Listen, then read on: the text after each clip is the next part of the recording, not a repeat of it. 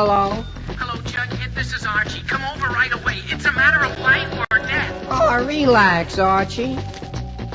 Attention, all true believers. Marvel Comics is on the air. A friend of the unfortunate, enemy of criminals. In reality, Dan Garrett, a rookie patrolman, loved by everyone but suspected by none of being the Blue Beetle. Boys and girls, your attention, please. Presenting a new exciting radio program featuring the thrilling adventures of an amazing and incredible personality. Faster than an airplane, more powerful than a locomotive, impervious to bullets. Up in the sky, look! It's a bird, it's a plane, it's Superman! 10, 9, 8, 7, 6, 5, 3, 2.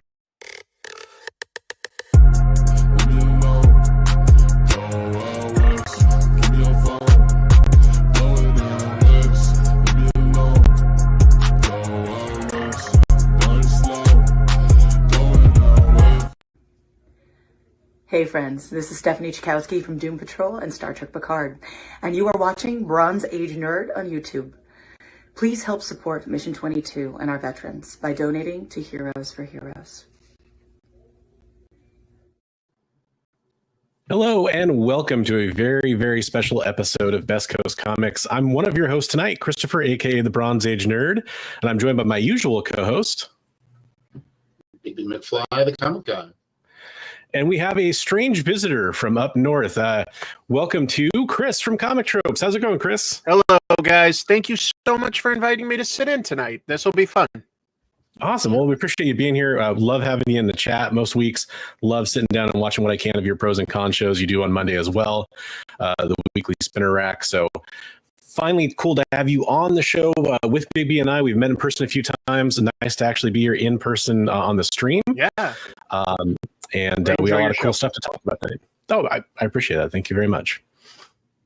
So we want to say hi to everybody in the chat first before we get going in the show proper here.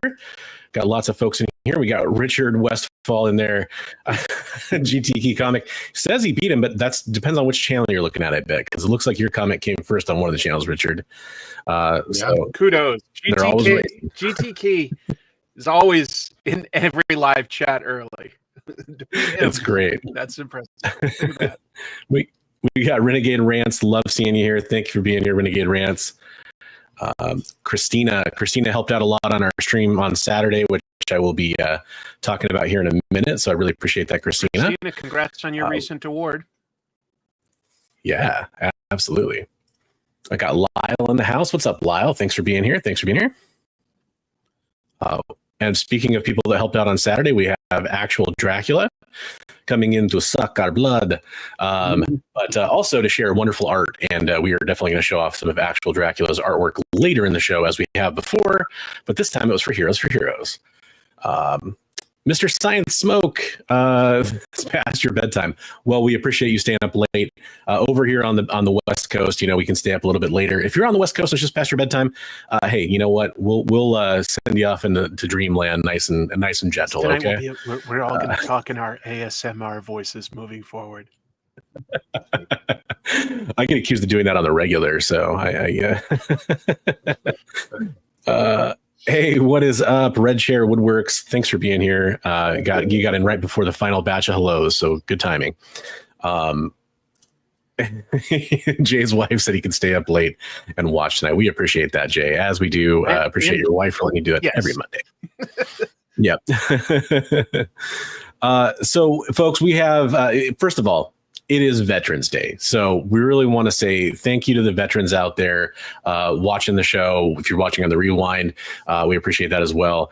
To all the veterans and all the service members out there, thank you so much for what you do. We're going to be talking about a lot of what you do tonight and how we're trying to help that, but we do appreciate it. Oh, we got a little Joe there. Got a little Joe. Got a little Page Puncher's Duke. Page Puncher's Duke. Nice. Thank you, veterans. No, seriously, thank you. Yeah, absolutely. So in that spirit, the last few weeks here on Best Coast Comics, one of the first things we've talked about was Heroes for Heroes, the fundraiser that we're doing for Mission 22. We had an event on Saturday we're going to recap here in a little bit. But just as a quick reminder, on next Saturday, the 16th at 12 p.m. Pacific or 3 p.m. Eastern, we have our final main event. That is the fundraiser with like all the original artwork I've been showing off on social media or on previous streams. A lot of comic books, key comic books, signed collectibles. A lot of stuff from great creators that you're familiar with that you're definitely going to want to get a chance to bid on, because all the money is going to Mission 22 to support veterans and their mental health. So definitely come check that out. The show is bookmarked on my channel, so you can go and save it and like it and do all that fun stuff right now so you don't miss it when it comes on Saturday. Yep. But we need to talk about what happened on this last Saturday a little bit. And we actually have a fun update too, a meaningful update with a new total on the donations. So let me get that shared up on the screen here. So today. Yeah, it's pretty awesome. So we are now currently at 19% of the goal of $8,000 at $1,551. Lots of great donations rolled in on Saturday. So just want to take a second to thank not only John's Comics with Kids, who was our host for that show on Saturday.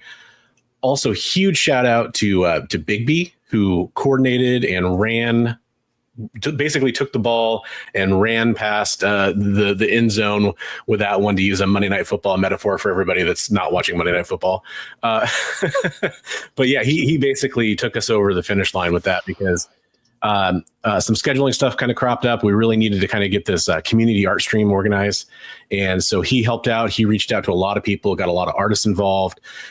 We'll talk about all those artists on the stream too. Thanks to everybody that was part of that on Saturday and helped raise that extra, basically we jumped up about $1,000 over the weekend, which is fantastic.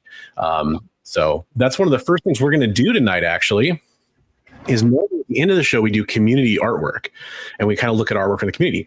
This is basically all community artwork that was sold on this show. So I think it'd be kind of fun to bump up community artwork to the front of the show, and we can kind of check out what some of the people did for the artwork for Heroes for Heroes on that community live draw. And that'll kind of cue us up perfectly for our main topic that we're going to talk about later in the show, which is some of our favorite artists that have inspired us or that we enjoy in comic books that make us want to either read more comics or draw more. So that's our main topic tonight, coming up later. Sound good, everybody? Sounds good. Do we need to do our sub up too? And oh, you're right. Yeah, I should absolutely mention that in the description of this video. You will find links for not only my wonderful co-host tonight, Bigby McFly, the comic guy, and also Chris from Comic Tropes. You'll find links to their channels. Go sub them up, because they are great channels. And if you're not all subbed up to them already, you're missing a lot of great content. So you want to make sure you go and do that now. We're also streaming live over on the EXP. You probably noticed that in the intro of the show. The EXP is a comic book streaming network. They do claim sales. They do original art shows with like Nick Barucci doing amazing stuff over there. Comic book reviews, comic book news, all kinds of fantastic stuff that we'll talk about throughout the show tonight as the time goes on. But also go sub up over there. They've just passed 3,000 subscribers. They're trying to get even more than that, because every time they hit a milestone, they do unlock new content. So go sub up over there as well. Good point, Bigby. Thanks for reminding me about that. We're getting excited about showing the artwork. I know. Yeah, I wanted to jump right in, but you rein me in, and I need that. I need that from time to time. So let me open up our first community member here that contributed. We don't have art samples from everybody, so anybody who we don't show, I can mention them at least. Yeah, some of the artwork that was sold was actually a future commission or pieces that were in progress. So a few things that we don't share, we definitely will share as time goes on. Hey, what's up, West Coast Avengers? How's it going, Dave? Hey. That's awesome. All right. So first, let's say happy birthday to Dave tomorrow. Tomorrow's Dave's birthday. Oh, hey, happy early birthday, Dave. If I don't get a chance to talk to you tomorrow. That's awesome. Birthday, Dave. It's also a couple other community members. It's Bleecker Street Comics birthday today, I believe, and Glenn 2K over in the UK. It's his birthday as well. So quite a few community members have birthdays right now, it seems like. There we go. You know what else? I've noticed they all tend to have it the same time every year. So it's something that we can anticipate next time. It's kind of uncanny as far as how that works. I've noticed that too. I've noticed that as I get older, my birthday is happening the same time every year. It's just nice. It's strange. That must be nice for your family. It's convenient. Yeah. Right. And it's cool because I noticed they started doing the same thing. So I think they're kind of like copying me. Yeah, that makes sense. So this is our first piece of artwork. This is actually from Actual Dracula, who's in the chat. So this is fantastic. I saw him share this on social media, and he was getting all kinds of kudos for it. Very well deserved. He whipped this out on the live stream. Thankfully, that's all he whipped out, so we were safe there for YouTube monetization reasons. But no, he drew this, and he did an amazing job. Absolutely killed it. Fantastic job, Dracula. You killed it, man. We're going to talk about people that inspire us, artists and stuff that from comics, but like being on that live stream and watching everybody's technique and how they did things and just being able to be there and just kind of just share in that glow of all that artwork that amped me up for drawing. So actually so much that I did a live stream after the drawing with more drawing. Yeah, absolutely. As Kevin says there, love the shading. Yeah, agreed. He did a great job on that. Yeah, you're welcome, man. Thank you. So Actual Dracula, his name is Adrian, always impresses me. He was doing some digital drawing on your stream. He was doing a first Luke Cage homage cover, right? Yeah. That was really cool. And it was actually kind of neat. If you guys watched that, we were actually talking a lot of like technique and tools and a lot of that kind of stuff too. So it was kind of neat. Yeah, definitely go check that out. That's probably your most recent live stream on Big B's channel. Yep. So this is a piece by Ben Taz. Ben, we featured lots of his artwork on this show before as well. He did this. This is actually really cool. Not only, I guess the coolest part is I actually was the winning bidder on this one. I went to the mat for this one because I really wanted to get it. I reined myself in from bidding against you. But he killed it. Not only did he kill it on this, he actually reached out to Dave Stevens' sister to get permission to do this for this cause, which I think is above and beyond. That was really cool that he did that. He's had some contact with them before. It sounds like when he was picking up his Planet Comics #1, which this is an homage to, which I'll actually switch over to the next slide here. It looked familiar and I wasn't placing it. So as soon as you said Dave Stevens, I started thinking, got it. That's so cool. Yeah. And I think it's just, it's kind of icing on the cake that he reached out to Dave Stevens' sister to make sure that it was okay with her to do something like this for this cause, which again, I think that's above and beyond. That was just really kind of a neat extra part of the story. I love that he put Mission 22 on there. And he made the driver is his friend. And then the person on the back is based on his wife, which is really cool too. His wife and his wife's best friend. Yeah. Oh yeah, that's right. Thank you. There's actually more icing to that story. When I invited him, I did not know that he had an injury, neurological injury, where he thought he was never going to be able to draw again. And he was really hesitant to even pick up a pen and try. And I said, hey, no pressure. I didn't realize that had happened. I'm really sorry to hear that. And he said, what's the charity that you guys are working for? And I said, it's Mission 22. It's a mental health charity for veterans. And he said, man, how can I say no to that? I'm going to pick it. I'm going to do it. And he's like, I'm blown away that I'm able to do this. And now we may see some new stuff from him. So. That's awesome. It's an awesome success story. I'm glad if it inspired him to get out there and do more of this, because he's obviously very clearly talented. He was showing off some of his graphic novel he did, which he did it kind of on a lark as a challenge that one of his friends delivered to him. And he was like, I'm going to do this. I'm going to do it. And it looks great. So he did an awesome job on that. Yeah. Beautiful. This is by a little known artist named Big B McFly. Now, did you already start this before the stream? Is kind of like you were setting it up, or did you draw the entire thing on the stream? Right on the stream, started drawing it. Wow. So. That's cool because I think it took a while to get it around to you, and by then, like you already had. It was kind of cool because you were like, I could finish this piece off as either She-Hulk or Power Girl because you hadn't drawn the hair yet, and you kind of left it open. And the winning bidder requested that it be Power Girl, so you were able to kind of finish it up as Power Girl, showing off one of her sides you don't see very much of it, not as much of, I should say. But yeah, you did a great job on this, man. Thank you. It came out well. I was very happy with it. And this guy is going to enjoy getting that in the mail, I think, because he's a huge Power Girl fan. Awesome. And then I think we have, this one too. You drew. Did Richard win this one? Don't remember. No, it was our buddy, the Batman suit fella. I can't think of his name right now. Did you freehand all those curves, or were you using a curve template? Freehand. Yeah.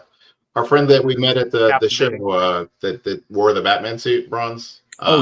John. Yeah. I gotcha. Yeah, that's when all Batman suit. I always think of a bat suit, but no, he wears a Batman suit, like an actual like business suit of Batman logos all over it. Yep. John's awesome. He also donated for Heroes for Heroes as well. He donated some awesome pieces, like a signed Frank Miller book, which is really cool, and a slab too. So that you did awesome on that one, man. Would you call it like a fiery imp? Is that what you called this one? Yeah, I'm not sure if he's controlling the chains or if he's chained up, but I don't know if you guys see the chains in the background there, and yeah, got some flames and skulls. And I said when John bid on it, all that was really done was the figure, and not even that wasn't even like totally complete shaded and stuff. And so I said, I'm going to add skulls and chains and fire and just go nuts. So I'm like, it's going to be very spawny. Yeah, that definitely reminds me of that for sure. I love all the work in the background there, though. Like it really makes this piece look. It stands out. Thanks. And then this I think is the final one we have to share from Bigby. He did this awesome Hellboy. That one a while ago, but it was a finished piece that was auctioned off. Very cool. I think this one could go right with the Baroness he did for the whole like doing a smoking barrel series kind of. What are you smoking barrel?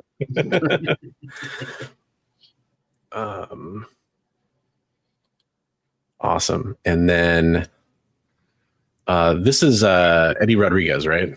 Yep. Yeah, and this was on the little cover up there in the yellow. Yeah, I didn't really quite. This is his own slab that he put together. Oh, that's what it is. It's his own slab. Okay, I didn't know if it was like because I was trying to understand it too. That's really cool, though. Yeah, he's got a slab. It's slabbed with his own label and everything in it. Wow, I didn't know you could do that. So you could just you can buy empty slabs yourself and put whatever you want in it and seal it yourself? Yeah, I don't know if it was one that he pried open and put the book in and put his own label in there, or how he did it, but it's all slabbed up. Yeah, it does look. It looks a little bit like the EGS slabs, maybe, but that's a good question. He did a great job on it, though. Yeah, it's beautiful. I think John's Comics with Kids ended up with that. Oh, nice. Right on. Yeah, that's a good one. And this is one of two pieces I have to show from Norin Rad. This was probably one of my favorites that was drawn during the stream, just because I really like it when somebody does a cool creature kind of, you get to see all the, bulkiness of the Man Thing and all the different, curls in the muscle. And he even did a good job on putting some background here, which is pretty cool to do during a stream. So this isn't finished. This was just the progress he had made through the stream. But he did a great job on that one. And then he did this one. Oh, I just realized I forgot. You posted the colors for this one. And I forgot to grab that. Yep.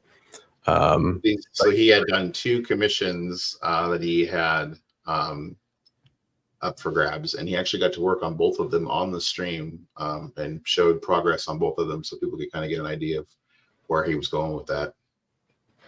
Yeah, and this looks really great finished too. What I'll try to do is next week I'll try to show that off during our community artwork segment, so you can see the finished colors on that. And this was Philtastic sent this one in. Another great supporter. We appreciate him being on there. Well, sending pieces in for there, I should say. So nice three pieces he sent. What do in. you That's think he one used to color? Do you think that like I'm trying to figure out whether that's pencil or watercolors or a mix? Watercolor. It's all watercolor. It's all watercolor. Okay. I like some of the texture, especially on the cowl. Yeah, that's cool. I'm not like a mixed media kind of artist. I'm just a pencil and digital kind of guy. So I almost thought that was like charcoal or something that he colored over. It just has that kind of cool look to it. That's really awesome. Yeah. Okay. Cool. Everybody familiar with that one? There's a few artists that are. I just want to say real quick that are really good at using watercolors. I think that Tyler Crook and Peach Momoko are two people that are really like showing what you can do with that specific set of art tools in comics, and I like to see some fan art that experiments with it too. I think it adds a texture and a liveliness and organic nature that I admire, and I'm a little jealous of because I don't feel like I have too much control when I do watercolors. Yeah, if you like watercolor, check out Yuko Smith on Instagram. Yeah. My God, that guy, amazing artist, and he uses watercolor for all of his colors. It just blows me away. Really cool. It blows me away that was watercolor. Like that absolutely stretched my imagination of like what could be done with watercolors, because I think of it as being less precise than that, and he's so precise with it. So yeah, he did a great job. Yeah, I think we're going to try to get him on at some point. It sounded like. Yeah, I had talked to him about being on it, and he was receptive to that idea. So cool. Definitely somebody. Hey, even if we can't get him on, we're definitely going to love to feature some of his artwork at some point because he does a great job. This Roscoe was in the chat earlier. This is awesome. Roscoe did this piece and donated it. I wasn't expecting that. That was nice. That's fun. That's really fun. Yeah, his like I always call like his mashups, or like in my head I'm like they're kind of like cartoon mashups, and he does such a phenomenal job on these. It's just incredible. And he drew Little John on the back too. I don't have that picture, but it's on the back of the blank cover. So that's really fun. Yeah, it's a wrestling homage. That's Jake the Snake. It's Prince John as Jake the Snake, and then on the back is Little John as another wrestler. I forget which one. So cool.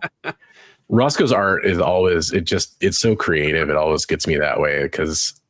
Yeah, and I love sending him too. He won a prize package. I sent him a bunch of cartoon related artwork kind of stuff that he could kind of use as references if he wanted to or whatever, because he says he loves that stuff, like mask trading cards and stuff. Do you guys think that Jake the Snake's original snake is still alive and doing well? Don't know. Probably not. Snakes live a long time. Yeah, but like having been like he always treated them so well. Carrying them around in a bag and throwing them on top of throwing them on people. That really just increases their longevity. Town every night. I'm sure that snake's doing great. He was just increasing his endurance. Oh, he is not. I think Mr. Science Snake knows. 738. We have never Mr. used Science the same snake twice. That's great. Multiple Damians. Oh, that's R.I.P. I want to say thank you to Roscoe for coming, because Roscoe came on and he was working on a piece on there that we also auctioned off, and he put through some discomfort and pain with his hands, and I just want to really thank him for being there. Yeah, absolutely. Definitely, a little bit like Ben, kind of overcoming some issues to do artwork.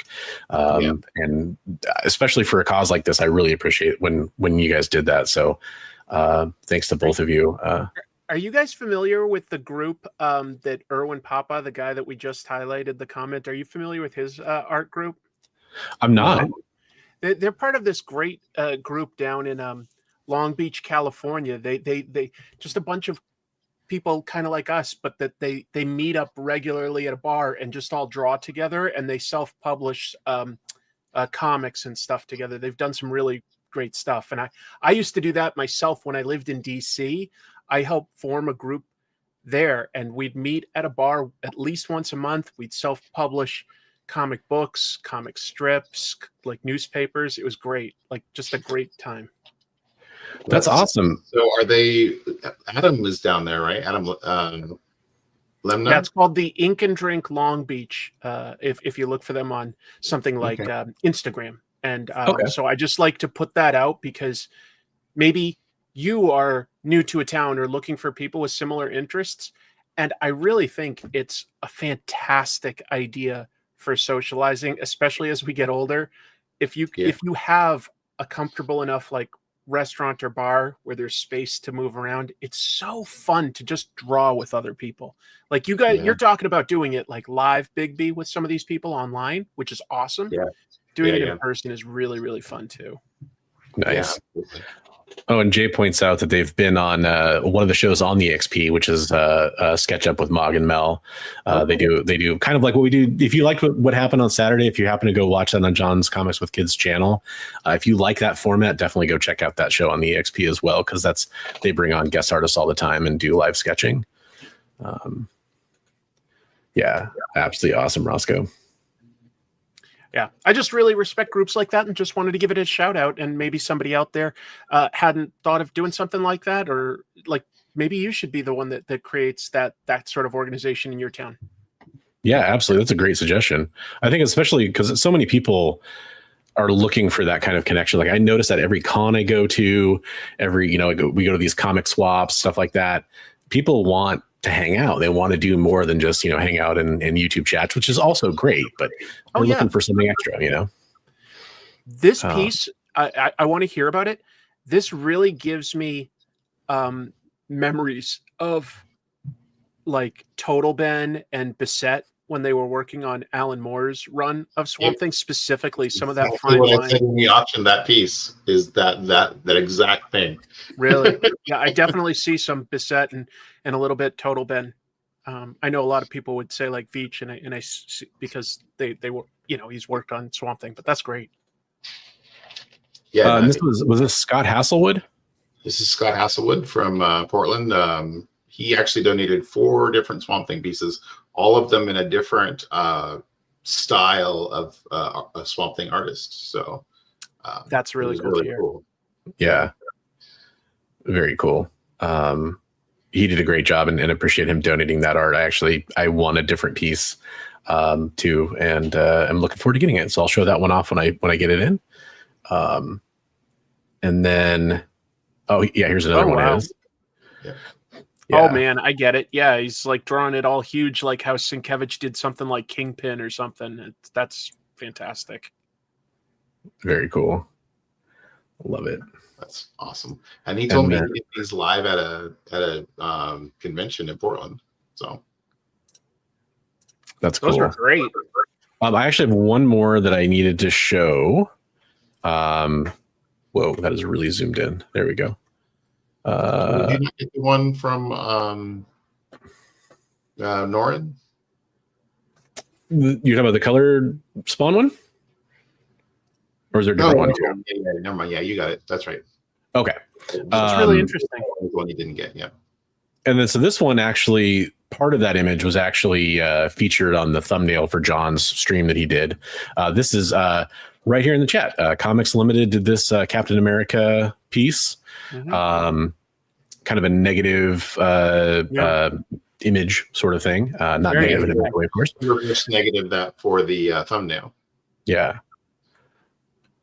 Very cool. I admire how few lines there are there. It's great. So great job on that, Trav. I know he did some commissions as well that are going to be in progress that we'll show off when they're done, as long as he shares it with us, which I'm sure he will.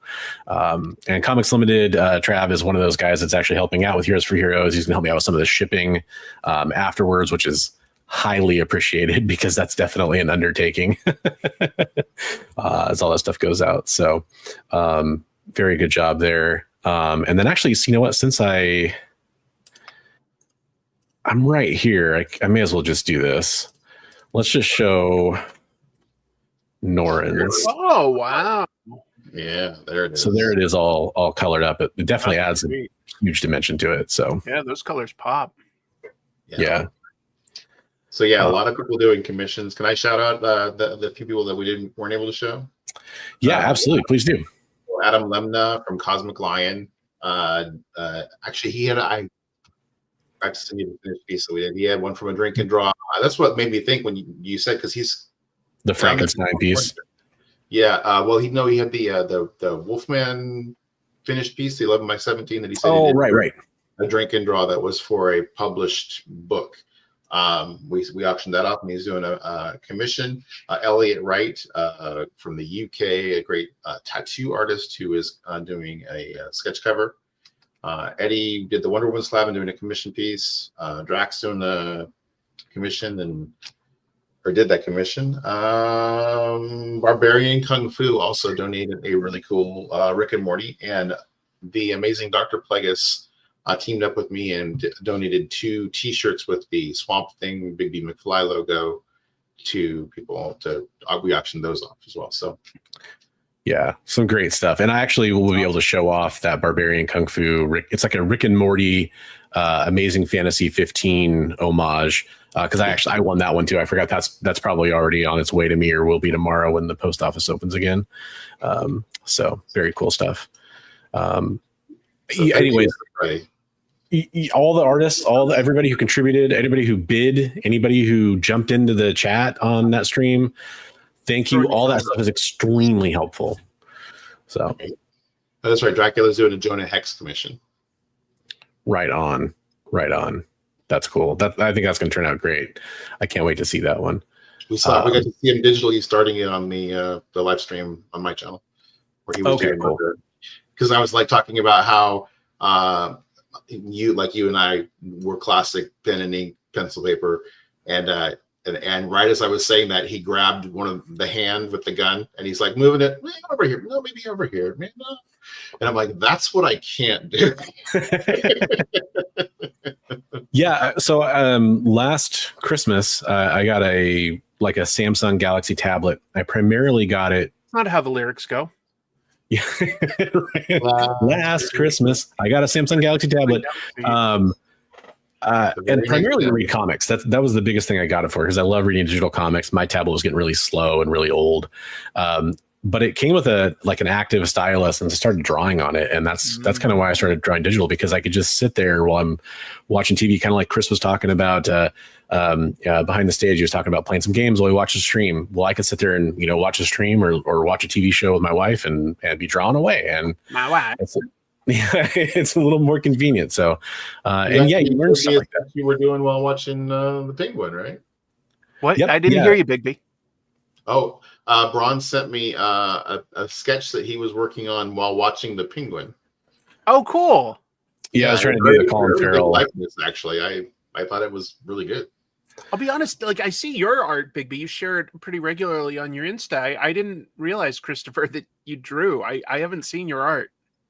If we can call it, you're being very generous by calling it that. Here, I'll actually show it real fast.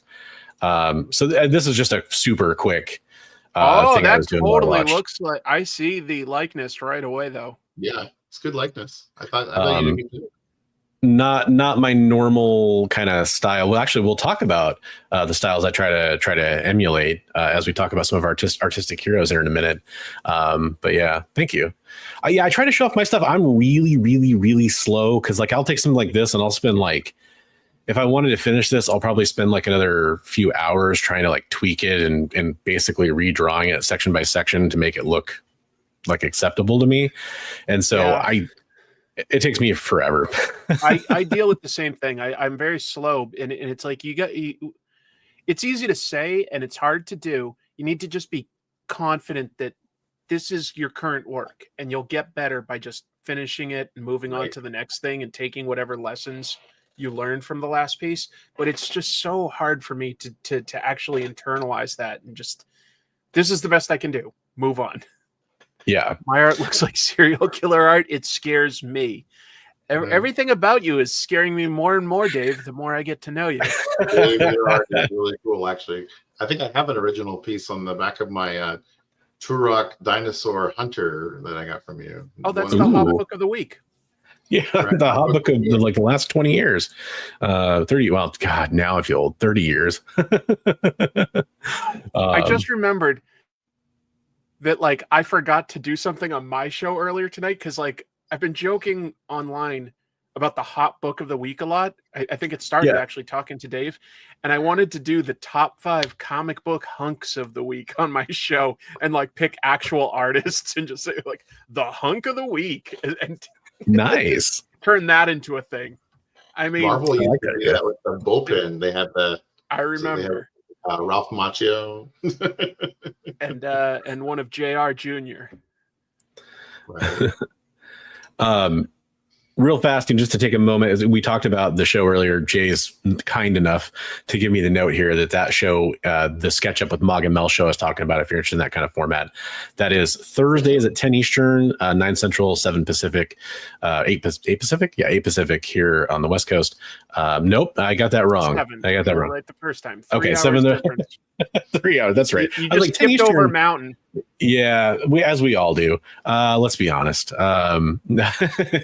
So interested in checking them out. Mog and Mel are great folks. I totally agree. That's a fun show to kind of sit back and watch. I wasn't able to be part of the stream we're talking about on Saturdays, but I was able to watch the whole stream, and that is such a treat to like sit back and watch people draw. I know Chris has done that sometimes. He's done a few sketches live. I love sitting back and watching that. Big B was doing his sketching even after, and I watched some of that as well because it's fun to see the creative process. Yeah, super cool, and thanks to Drac for hanging out afterwards. That was really fun. And Travis from Comics Limited was there as well. So thank you, Travis and Drac, for hanging out and drawing with me. Yeah, that was awesome. Hector Ortiz has a really great question. Does anybody else find it kind of difficult at first switching from doing traditional art to digital and vice versa? Yeah. I don't find it that hard. That's interesting. You guys okay. do? I first did.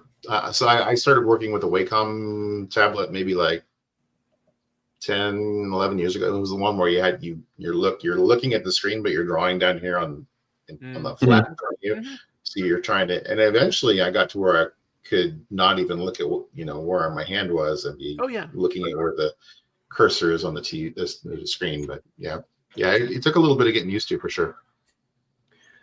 For me, it's like where I get difficulties with it is going from digital back to traditional, because I rely, like the other thing is I love to erase. So erasing is so fun for me on digital because it's just like undo or swipe away or clear layer.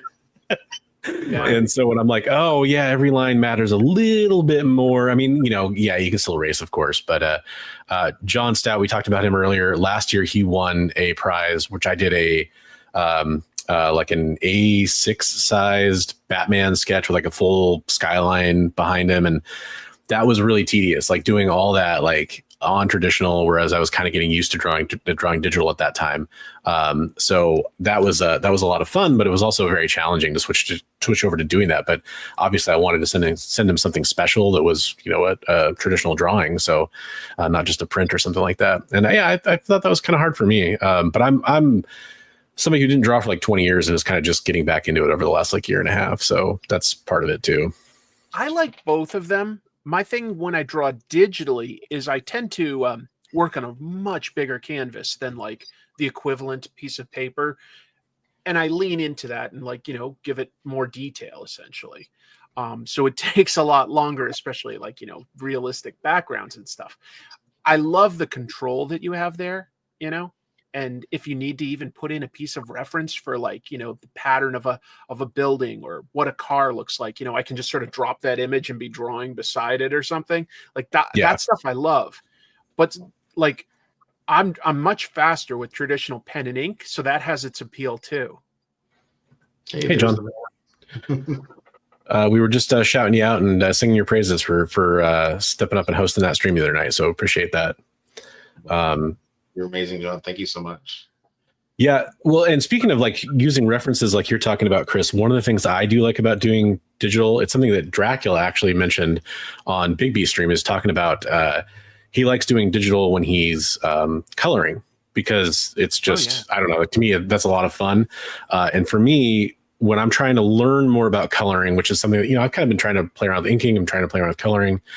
It's fun for me because then I can what do you call it, eyedropper or sample other colors. And it's a little bit easier than like trying to mix my own colors. I'm like, okay, I kind of want to go for this blue and I want to see like how I can shade that. And so that's kind of nice, to use that as well on digital. Coloring on digital is fun. You know what messes with me with digital is using something like an eyedropper tool and going like, I think I want that color. And then you see what that color actually is. And you're like, oh, that's not even close like to what I thought it was. That's not real. Yeah. This is showing up as like right, purple. because you're looking at it with all of the brown. other colors around it, right? And you're exactly can sway what you think you're looking at. So I love control of like working in layers and stuff like that. But one nice thing is like, say I'm using like, a Copic or something like that. This just forces me to go, okay, that is the color. I got to base my palette around this because there's no erasing. But I can have the fun of blending, and like the colors are very vibrant and pop really well right off the bat.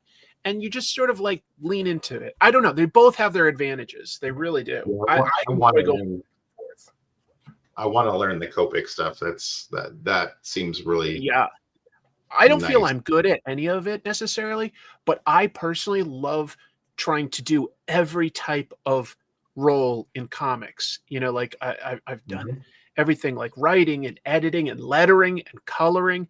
But like, in person, I try, like, my wife is a painter, so I have full access to, if I want to do watercolor or acrylics or oils, she'll let me play with any of that. And I'm not good, but I love playing with it all. And then I've always got my own, like, traditional, sort of comic book tools nearby to right. That's I cool. like really varying cool. it I didn't know up. your wife was a painter. That's really cool. She's really good. And it's gotten us to some cool places here and there. She's not like, she doesn't do it all the time, but every once in a while, like, she'll get a gallery show or something. It got us to Hong Kong once. That was really cool. Wow, that's awesome. Yeah. That's very cool. Very cool. I don't know if you're comfortable sharing. Is there anywhere her art is visible online, and or anywhere we can go look at it? She hasn't kept anything up to date. She's just not on social as much as I am. There's she does have a gallery in Seattle, the Greenwood Art Collective. So that's in Greenwood, Seattle. Like, you guys are here in the Pacific Northwest. That's all I can say.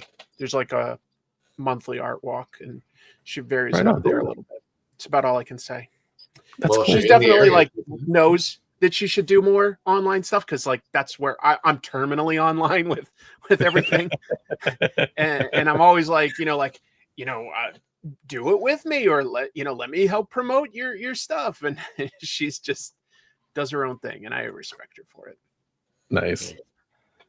Thanks for asking. I love Dracula's comment here. He says that working digitally has made him a better traditional artist because it's allowed him to experiment with different styles and just get more done in general. That's a really cool point. Yeah, he was saying that he does a lot of like mock-up and stuff on digital, and then he'll print it out and then work on it through a light table to do the finalized versions and stuff. So I thought that was pretty cool, because he can work a lot more quickly and be able to do adjustments and move things around, and then switch it over to the finalized, traditional art. So there's a tool you could get yourself. Any artist can, of like, they sell it as a set at art supply stores, and it'll be like sort of a black flat stone and a water dip brush.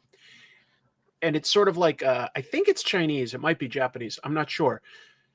But you draw with just water on the stone, and your lines show up, but they will fade, and then like pretty fast, all things considered. So the idea is to focus on the process of making the art and being okay with it, like going away and being impermanent, and to focus less on the result and more on the act of creating the art. And I kind of find that beautiful in a way, to like bring the enjoyment and the pleasure back to yourself. Like if you can get yourself into that kind of a mood where you're okay not keeping the art that you're creating, it's kind of a beautiful thing in a way. Couldn't you just see turn on the camera on that and doing that? You could do that. You could do that, and that's fun. But that almost goes against the purpose. The idea, you could do that digitally. You have some permanence then too. Yeah, I see what you're saying, but the physical keeping of it is gone. I mean, there's an animator that I really like called Harry Partridge, and every once in a while he'll do a live stream and just like draw things that like the audience tells him to draw, like maybe from his childhood, like draw Yogi Bear, and he's like, all right, I'll try. And he just like draws it digitally, and there's like, that's the best I can do. Boom, he wipes it out. Like, what else should I draw? And I kind of like that. Yeah, that's cool. That is cool. But thank you to Richard Westfall for pointing out. He says it's a Chinese tool. Okay, I wasn't. Yeah, quite thanks, Richard. Remembering. I think I'm going to call a bit of an audible here because I'm having a great conversation with you guys talking about artwork. Normally, we would kind of transition into talking about the news. I'm going to say, why don't we talk about our favorite artists and our artistic heroes for a little while, since I'm loving this conversation. And at the end of the show, if we got some time left over, hey, we can cover some of that news. I know Chris already did a great job covering most of it on his show. So I highly recommend going and checking out his other channel besides Comic Tropes called Pros and Cons. Well, yeah, different absolutely. Opinions, but sure. Yeah. Whatever you want. And I mean, we definitely might get to some of that too, time permitting. But I know we have a lot of artists to talk about. Just looking at Big B and I's list, we made sure to kind of divide it up a little bit, so we weren't just talking about the same people over and over. Spoiler alert: our first list was identical. It kind of scary that our lists were almost exactly the same. When we're talking about artists that inspire us to draw. Wow. Yeah. It was like. So luckily there's a lot of great ones to choose from, though, and so we both kind of changed up a few of our picks to kind of maybe talk about a few more artists. And I think the cool thing about this is going to be we're going to be able to talk about the other people on the panel's opinions of those artists if they're familiar with them, which I think in most cases we probably will be, and then kind of talk about what we all like about their work, which I think is really kind of fun to talk about artistic heroes, because talking to other artists, a lot of people in here getting inspired to do art, like we do our community stuff. We talk about art groups being started. I think this goes right hand in hand with that topic. So we don't really, Big B is very organized at the last minute and sends me all these awesome pictures for all his artists and stuff. So he's very organized in that. I squeezed it down to one per. No, you did great. But Chris and I didn't do that ahead of time. So we might pull up some examples as we talk about them. We may not. I might just do a Google image search for artists as we talk about them. His stuff I can bring up. But since we are kind of prepared with your list, and since going clockwise, you come next, Big B, why don't you start us off and tell us about your first artist that is an artistic hero of yours and why they're an artistic hero? So, my first artist, you can watch a wonderful little documentary on Chris's channel about him. It was going to be Mike Zeck.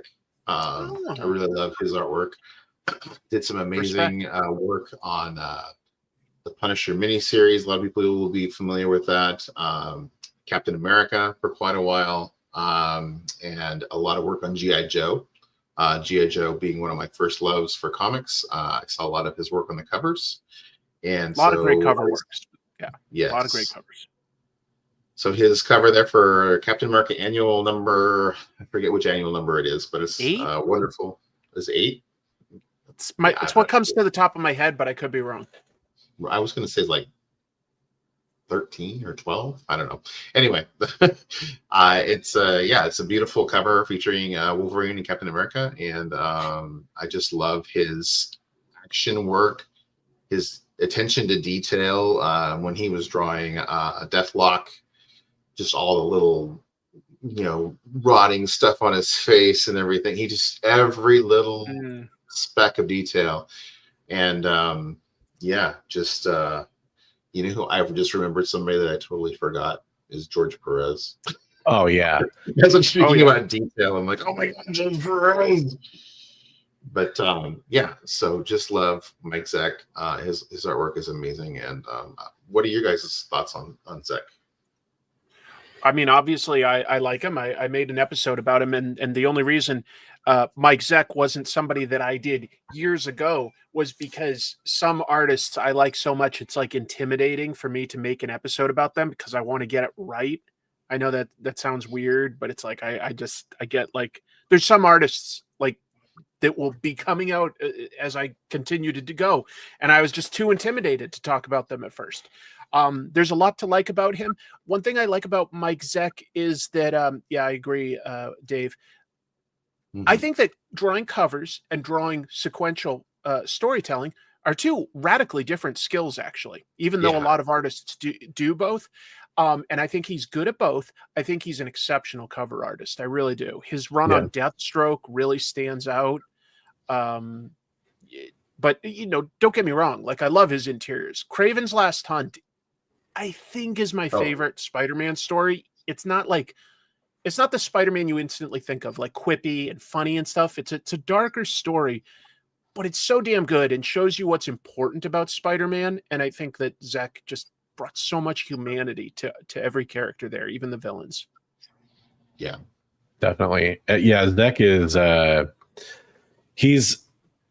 I think Chris said it very well. Like, for me, I think of him primarily as a cover artist in, dare I say, kind of an era before there were really cover artists. And I mean, he obviously did a lot of interiors too at the same time. Yeah. I mean, obviously he did, a ton of those interiors at the same time. So that wasn't necessarily what he was doing, but I think that's what drew so many readers into his books. Mm-hmm. And he just was so exceptional at it. The Captain America Annual 8 cover, for me, I know I've talked about this with both people on the panel before.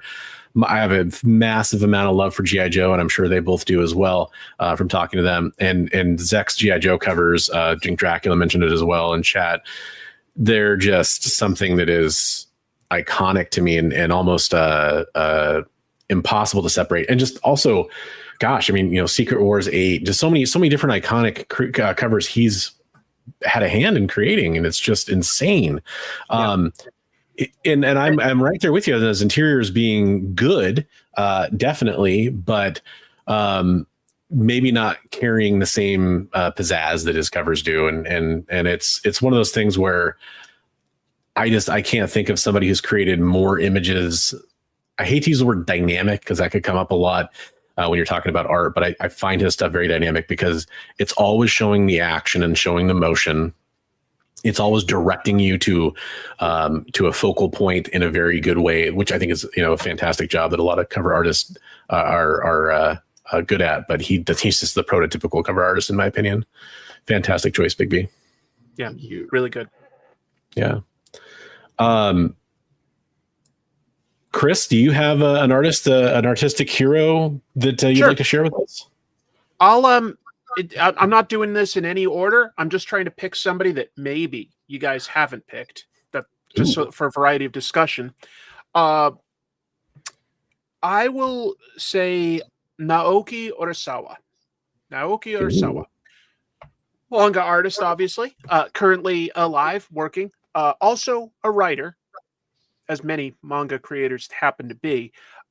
Some of the stuff you may have heard of that he's done include Monster, which is actually not science fiction or fantasy or anything. It's just about a doctor who has been framed for murder, who's trying to track down the actual serial killer.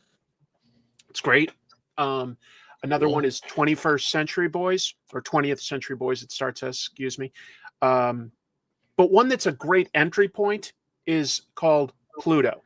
It's an 8 issue Tankobon volume set that redoes the famous Astro Boy story, The Greatest Robot in the World, where like basically the best robots in the world are being hunted down and killed, and so are some people that had worked on these robots. And this is a world where robots are supposedly prevented from killing. So it's a cool mystery. And Urasawa is great at so many things. First of all, his stories will literally make me tear up, like usually when I'm at like, say, like the 2/3 point, and I'm at like, some sort of emotional crux in the story. The anime is also very, very strong, and it is done largely in his style. I think that he's good at drawing lots of technical detail. He's dynamic. That was a word you used earlier, Christopher. Great sequential storytelling. Like the action moves fast, and he draws like faces not quite cartoony, but certainly more open than the rest of like the detail that he puts in the world.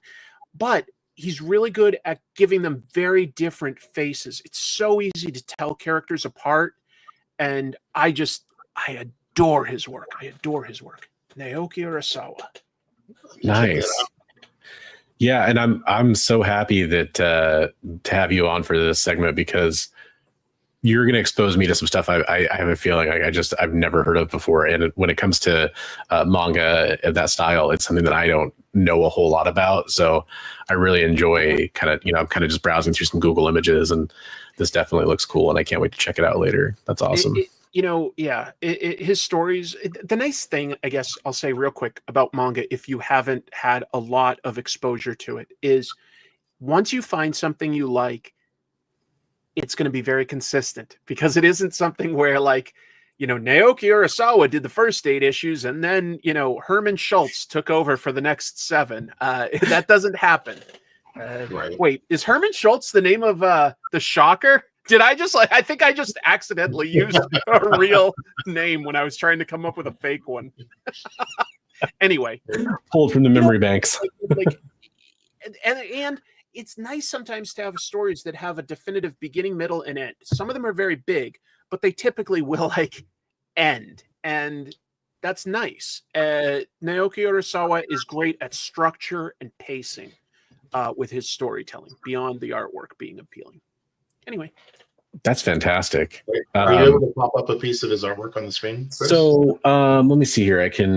I hadn't thought to suggest one. No, it's something that I should have been on top of earlier, but I didn't also want to give you too much homework either before coming on. Let's see. If you looked up something like Urasawa, Pluto, and then sorted the images by black and white, you might get some suggestions. Okay, yeah, that's from 20th Century Boys. And in that's a story where these childhood friends came up with all these fun sci-fi stories of giant robots, this, that, and the other.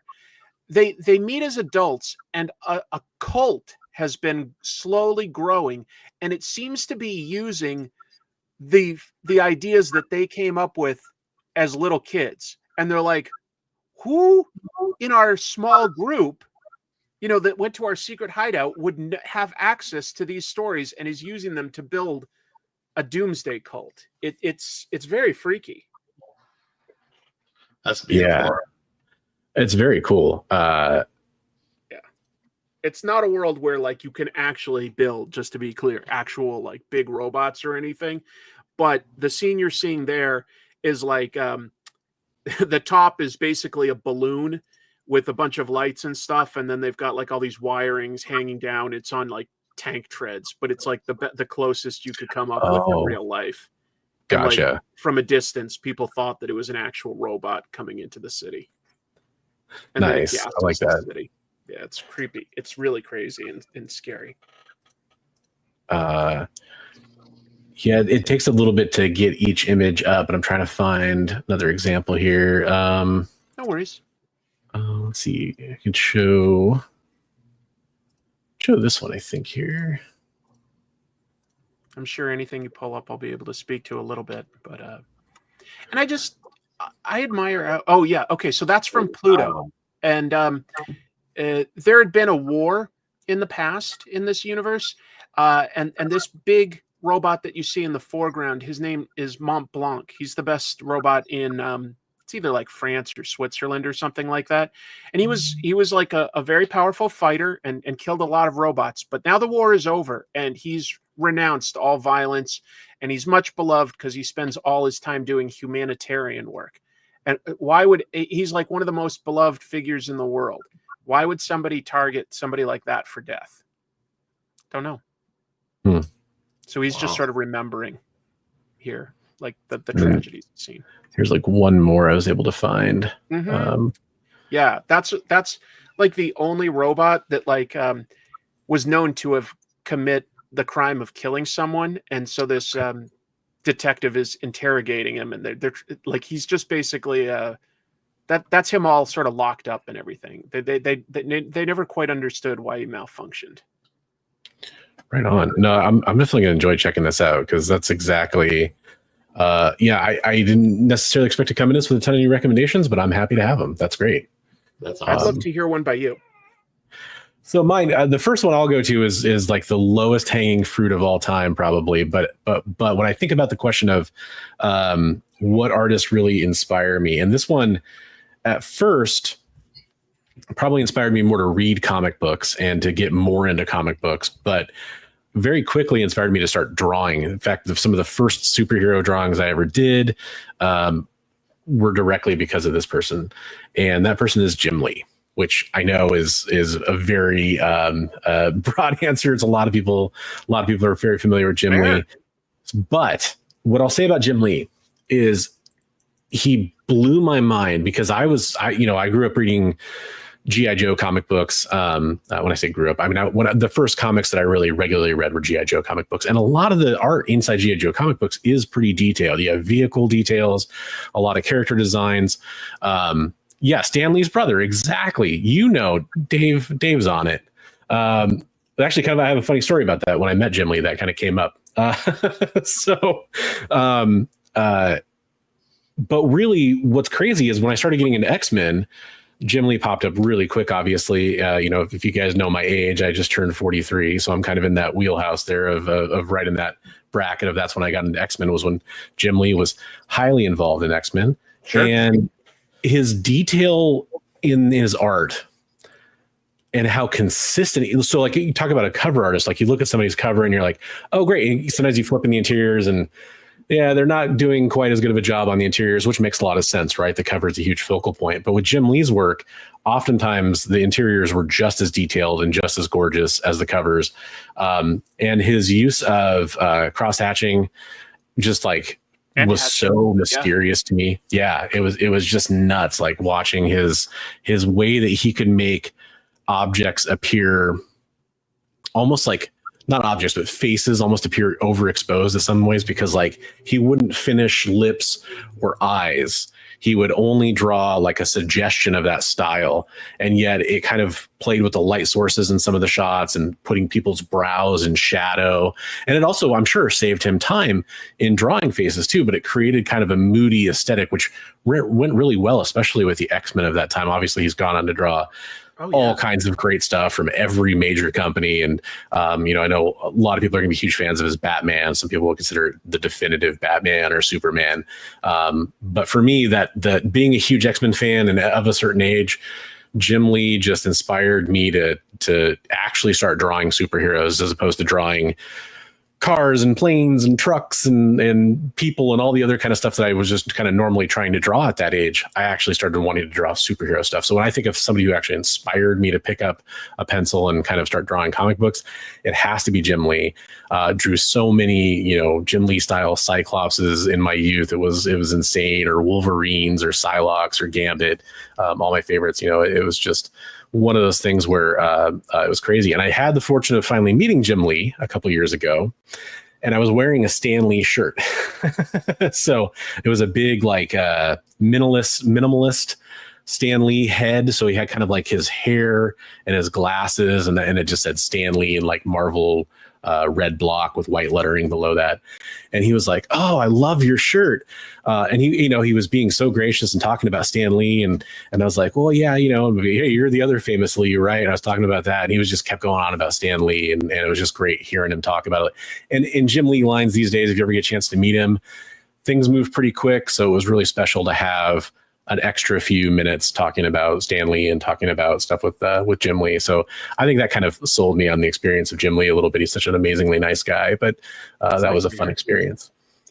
Yeah. I just want to say real quick, Jim Lee always looks great, but I would love, specifically based on some of the things you were saying, to give a shout out, because inkers never get shout outs, but Scott Williams really is a great collaborative partner. Some people just like their work really, really shines with just the right inker.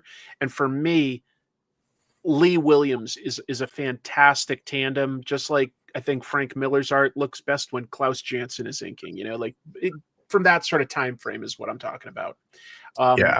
It's becoming more of a lost art as more artists either draw digitally or ink their own work.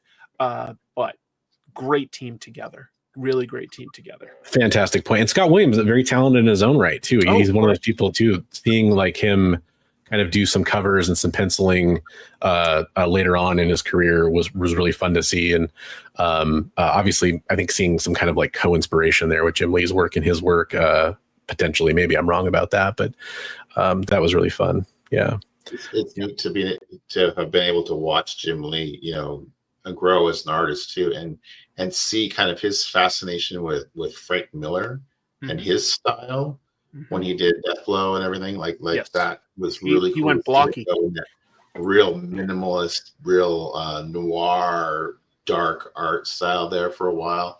It was really neat to see him trying just to flex his artistic muscles and try something new. It's something you don't always get to experience in comics.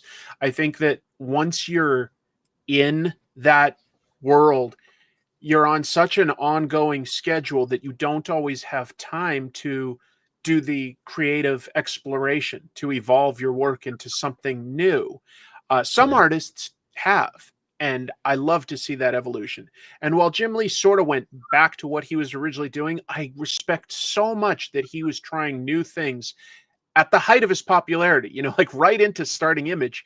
He's like, I want to try some very different stuff with my artwork.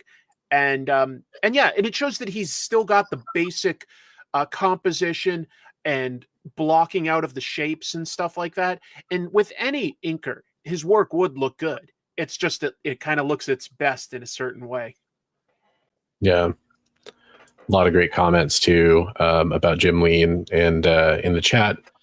Yeah, and again, I feel guilty to a certain extent taking somebody like Jim Lee as one of my artistic inspirations. But no, you know what? I'll say one thing. You shouldn't because of this. As soon as people like us that talk about an art stop talking about somebody, that's when they start to become irrelevant. You know what True. I mean? And if we truly love them, it's always worth bringing up, because there's going to be people younger than us or people that are reading comics for the first time that haven't been exposed to that. You guys have both been reading comics for a bunch, and you were telling me, sorry, I don't know Naoki Urasawa, but now I'm interested.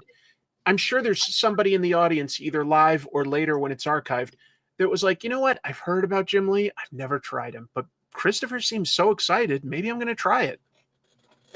Yeah, good point. Just like Kevin said there. Absolutely a great point. And that's another thing too that I would mention about Jim Lee is not just for a personal list, but obviously looking at just the artists he personally inspired. Like, it's pretty obvious that the 90s, early 2000s, and even to today, a lot of artists were inspired by Jim Lee, and you see it in their work. And I think that's a really cool thing to see as well. I love always kind of seeing that an artist, McFarlane, there's a few others that definitely have had that kind of influence. I mean, a lot of others really, but that's really fun to see. And, not to say that like at this point, Jim Lee's old, he's not, but he's older than he was at his height and everything. And it is exciting to see him coming back to doing Batman on a monthly basis, because that's a grind, and that he's willing to like get back into that. I don't know what he gets compensated for being the president of DC, but I imagine it's a lot, and that makes his time very, very valuable. Yep. I'm sure his time as an executive pays more than basically his page rate. It may be not, maybe because he's Jim Lee, I'm wrong, but I'm saying I think that's cool that he clearly still loves comics, because he's willing to go, I'm going to do a 12-month issue series right now. I'm excited. That shows he still loves comics. Yeah. I'm sure a passion project thing for him to do that. Yeah. I want to like artists that I get the sense that they love making comics, not that they're like, it pays the bills. Right. Great point, Hector, on the Twitch streams. And there's several artists too that I think we'll talk about later that I know are on the list or lists that do live drawing, and something I was talking about earlier. I love seeing that. That's really cool because not only can you learn from their finished work, but you get to learn from their process too. Speaking of inspirational, which is great. We are going to go back to Big B for the next artist, but before I do that, I do want to take a second to, hey, we are streaming over on the EXP. I mentioned that earlier. It's a great channel that Big B and I are lucky enough to be part of over here on Best Coast Comics on the EXP. Link is in the description if you want to go sub up to the EXP. Another show that's going to be coming up tomorrow on the EXP is Minute to Skim It. You've heard me talk about it before if you watch this show. Minute to Skim It is a very quick review of comic books that are coming out for New Comic Book Day. It's hosted by Kyle, Miss Jen, and our producer on this show, Jay. They're great personalities for getting in there. They kind of, each pick a different book. They talk about it in like essentially 30 seconds to a minute or so about what they liked about it, what they didn't like about it, to give you an idea of if that's something that you might want to pick up at your local comic book shop for New Comic Book Day. So I highly recommend that. That show starts at 7 Eastern, 6 Central, 4 p.m. Pacific. I'll get it right this time tomorrow on the EXP. So definitely check that out as well. Cool. So Big B, let's hear what your second artist is. Well, my number one artist was Jim Lee. You were generous enough to let me have it. I appreciate it. So my second artist is going to be going way back. Like he's one of the foundational guys of my style that I've always kind of tried to kind of mimic a lot of his stuff in my work. John Byrne. So I really like his stuff. I thought you were going to say that, and I should have guessed that. I should have been confident. I see that, and I can understand that. So yeah, in a way, he might. You could argue it, but he may have been the first superstar artist. I'm not talking first popular one because of course Jack Kirby or Carl Barks. You could argue that these guys had big fandoms or something. Right. But John Byrne was a superstar for his era. Yeah. Good night, Trev. Thanks for being here. Man. Thanks for sharing your artwork and helping out on Saturday. I really appreciate that, as I did for all the artists that helped out on Saturday. Yeah. So John Byrne, man. So what's your favorite John Byrne stuff? I mean, I can imagine the answer, but I'm just curious what you're going to say, Big B. Everybody's probably going to say Days of Future Past. I just love the whole arc that he and Claremont did is just phenomenal. You're on this whirlwind world tour. Everyone, Xavier thinks the X-Men are dead and they're lost in Antarctica, and now they're going to come back, going through Japan and through everywhere just to come back to get back to Xavier, and it's great. Absolutely.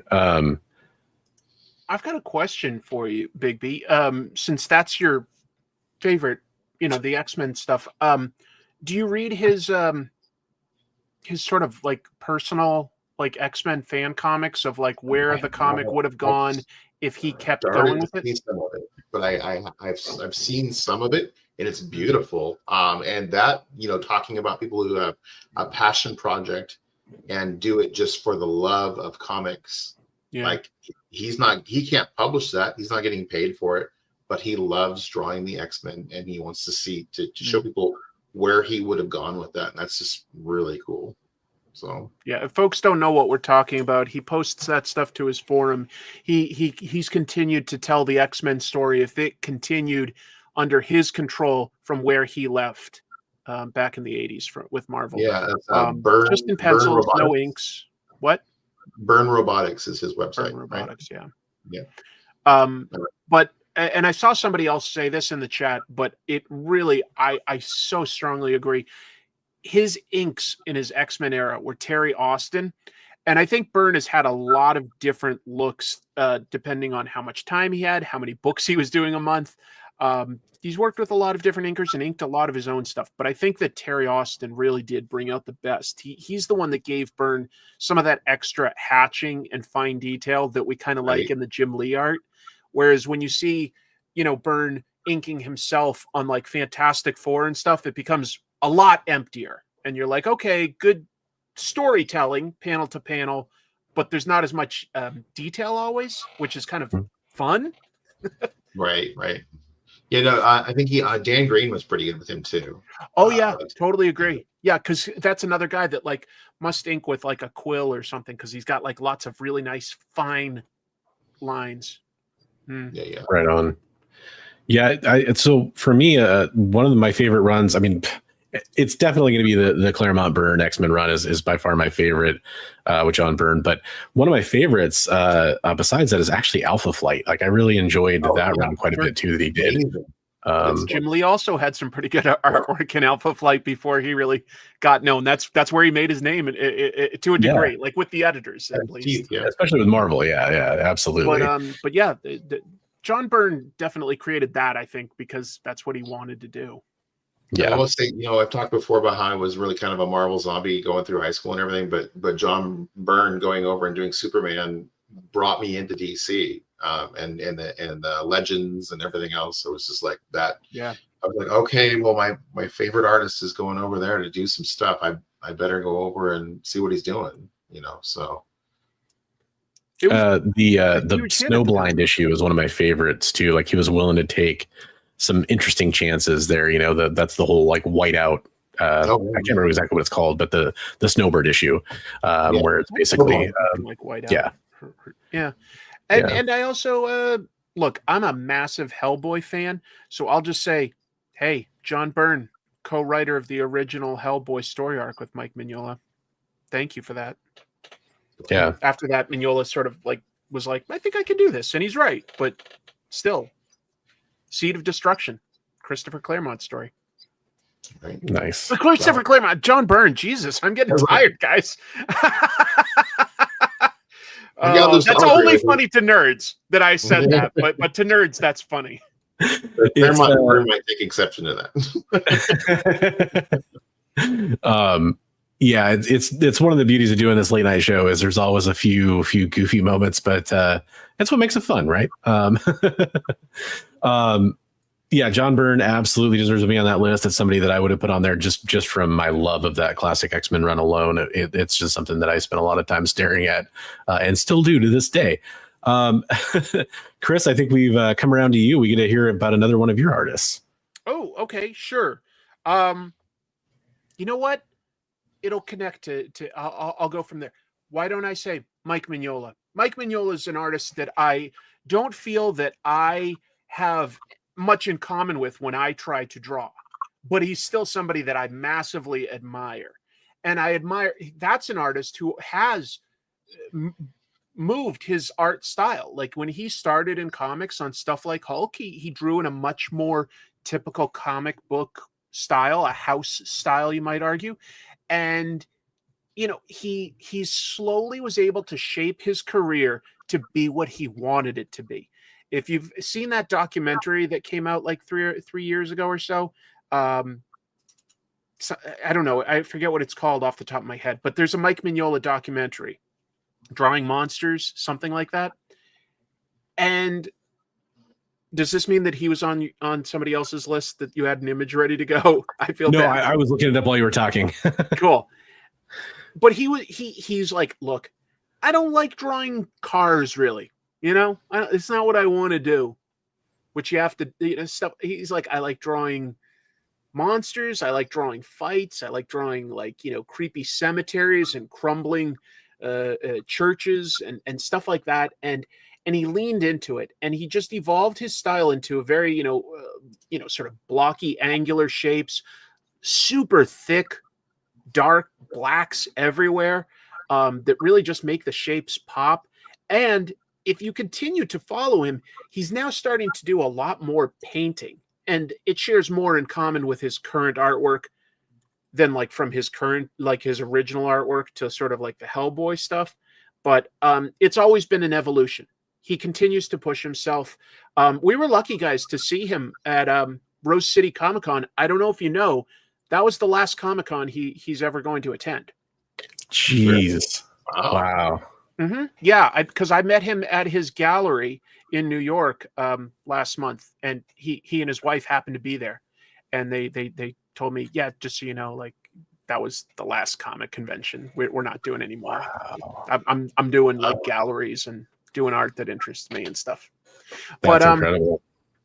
Good storyteller, great at mood and tone and stuff like that. Just so expressive with lines.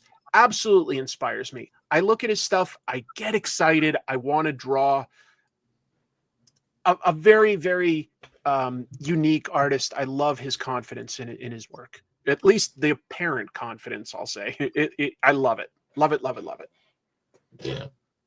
Yeah, his stuff, it is so unique to me because it's the kind of stuff that I don't think I could even think of. Like if you sat me down in front in 1,000 different universes and had me sit down in front of a piece of paper as at any stage of me trying to draw, I wouldn't come up with anything close to that style. And like, so seeing it just kind of like melts my brain a little bit in a good way. So I love checking it out. It's that moodiness you're talking about, the thickness, the big blocky kind of figures.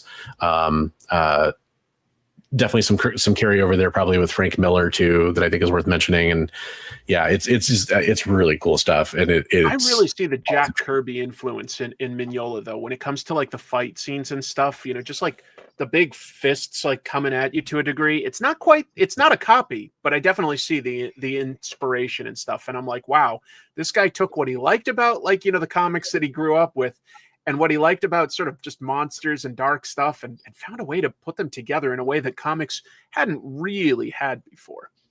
Yeah. No, old dirty fatty. Nobody has said Miyazaki yet. So, but we are talking a little bit more about comic book artists, right? Yeah. Artists known for their ongoing comics work. Yeah, absolutely. I mean, I guess technically I did leave it open-ended, but that was kind of implied, I thought. But there are definitely there's room for interpretation of that. And I know that some of Miyazaki's work has been turned into comics, so you could definitely have made the argument. I would say that, like, go ahead. In the chat, Circuitron's comment, I agree. That's Frank Frazetta is somebody that gets forgotten a little bit here and there in comics because he did so much painted work and commissioned painted work and stuff. But he did do comics and he did some great comic stuff. Yeah. Yeah, I was gonna say I was a big fan of the Wizard How to Draw books when they compiled all the stuff out of the back of the Wizards. But one of the segments that I photocopied and put up next to my art table was Mike Mignola using heavy black and using it in composition and not being afraid to use that.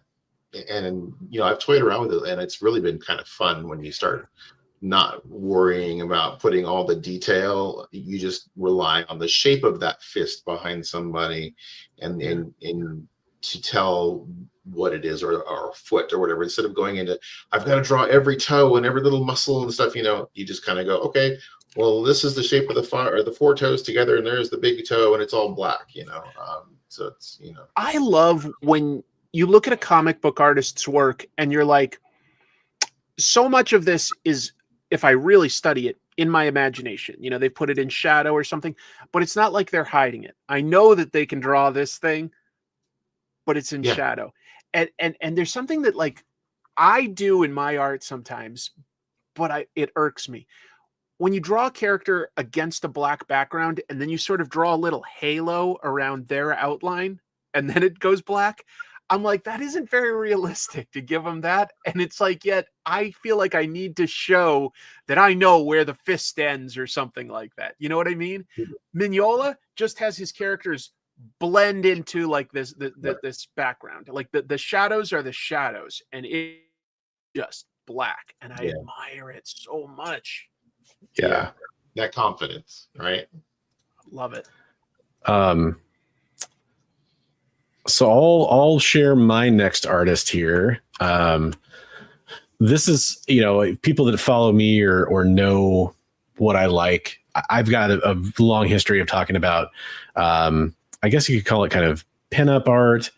Some people call it kind of cheesecake art. So I'm going to talk about one of the masters of that form, and that is Adam Hughes. Oh, cool. So Adam Hughes, Thank God that our cameras are all like above the waist. So one of the things that, I love drawing women. It's absolutely one of my favorite things to draw, just because it just works out so well. Drawing women, and then I like drawing like Superman and big bulky superheroes too. But learning from people like Adam Hughes, or trying to learn from people like Adam Hughes, is really, really a big part of what I love about art. There's so many great examples. I showed this one because this is actually the first Adam Hughes work that I was aware of. I picked up Ghost when it came out, and read it actually for longer than probably most people did, because I thought it was kind of a fun concept.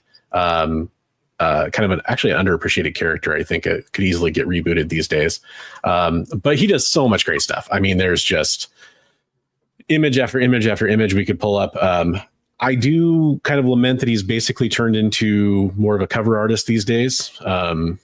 That's too bad in some ways. I mean, I'm sure it's great for him and his career, and I'm sure he makes lots of money doing that. That's great. I want artists to get paid.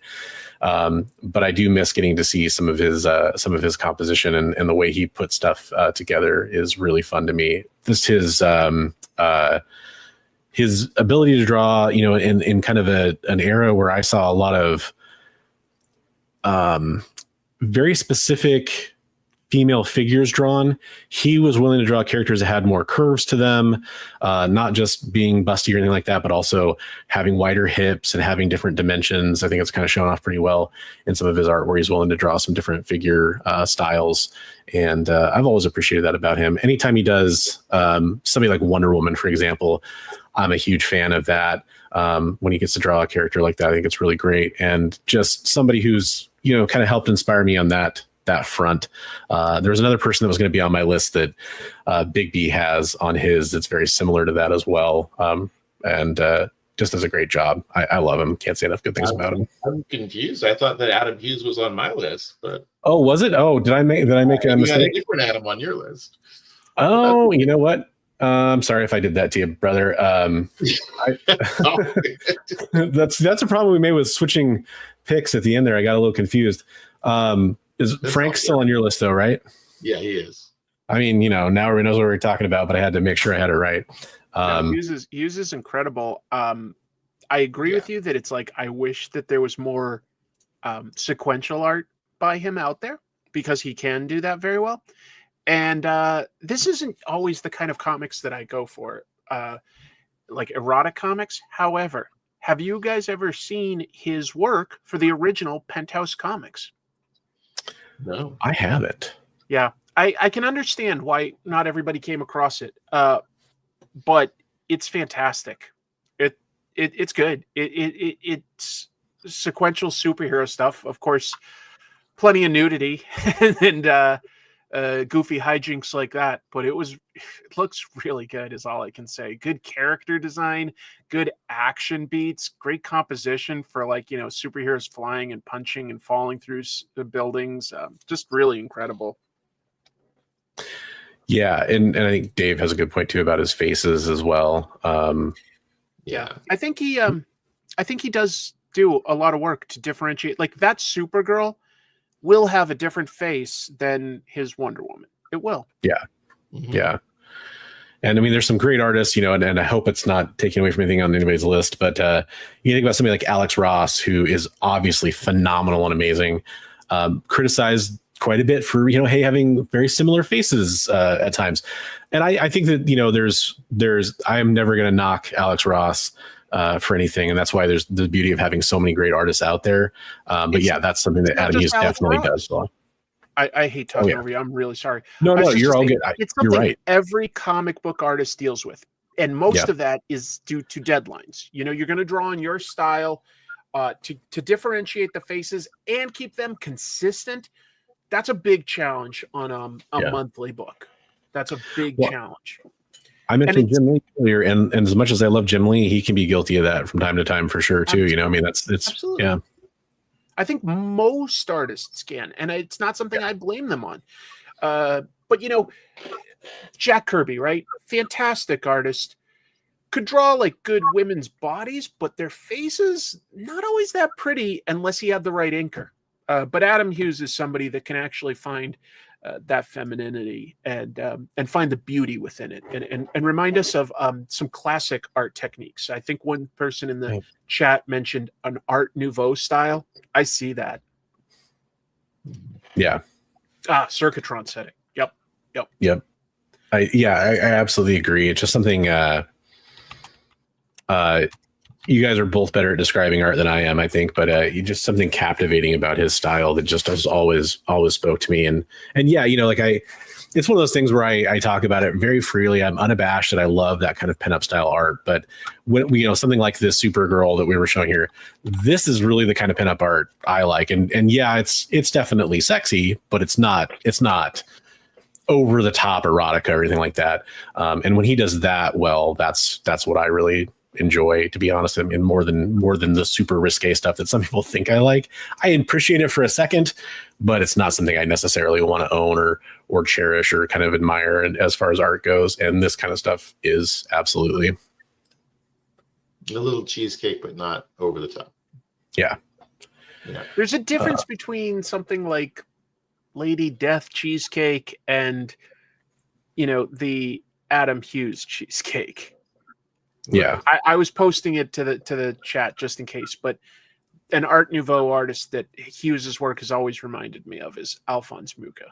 That's the father of Art Nouveau. Yeah, but I see some similarities there.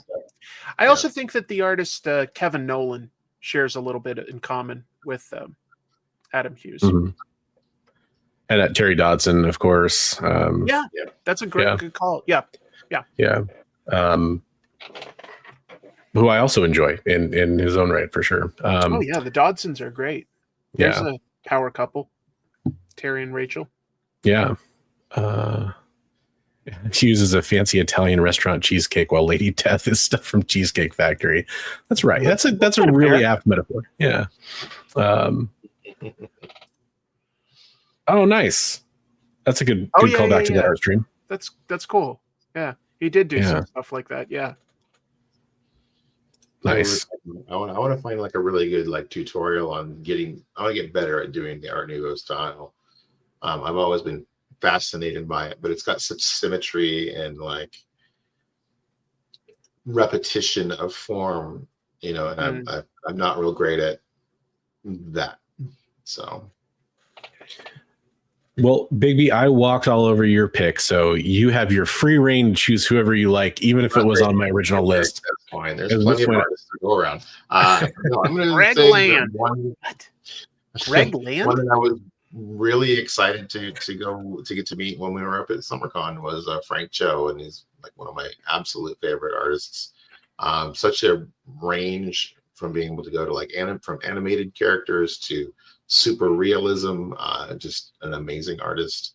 Obviously he's another one of those great artists at drawing the female form, but he can draw everything.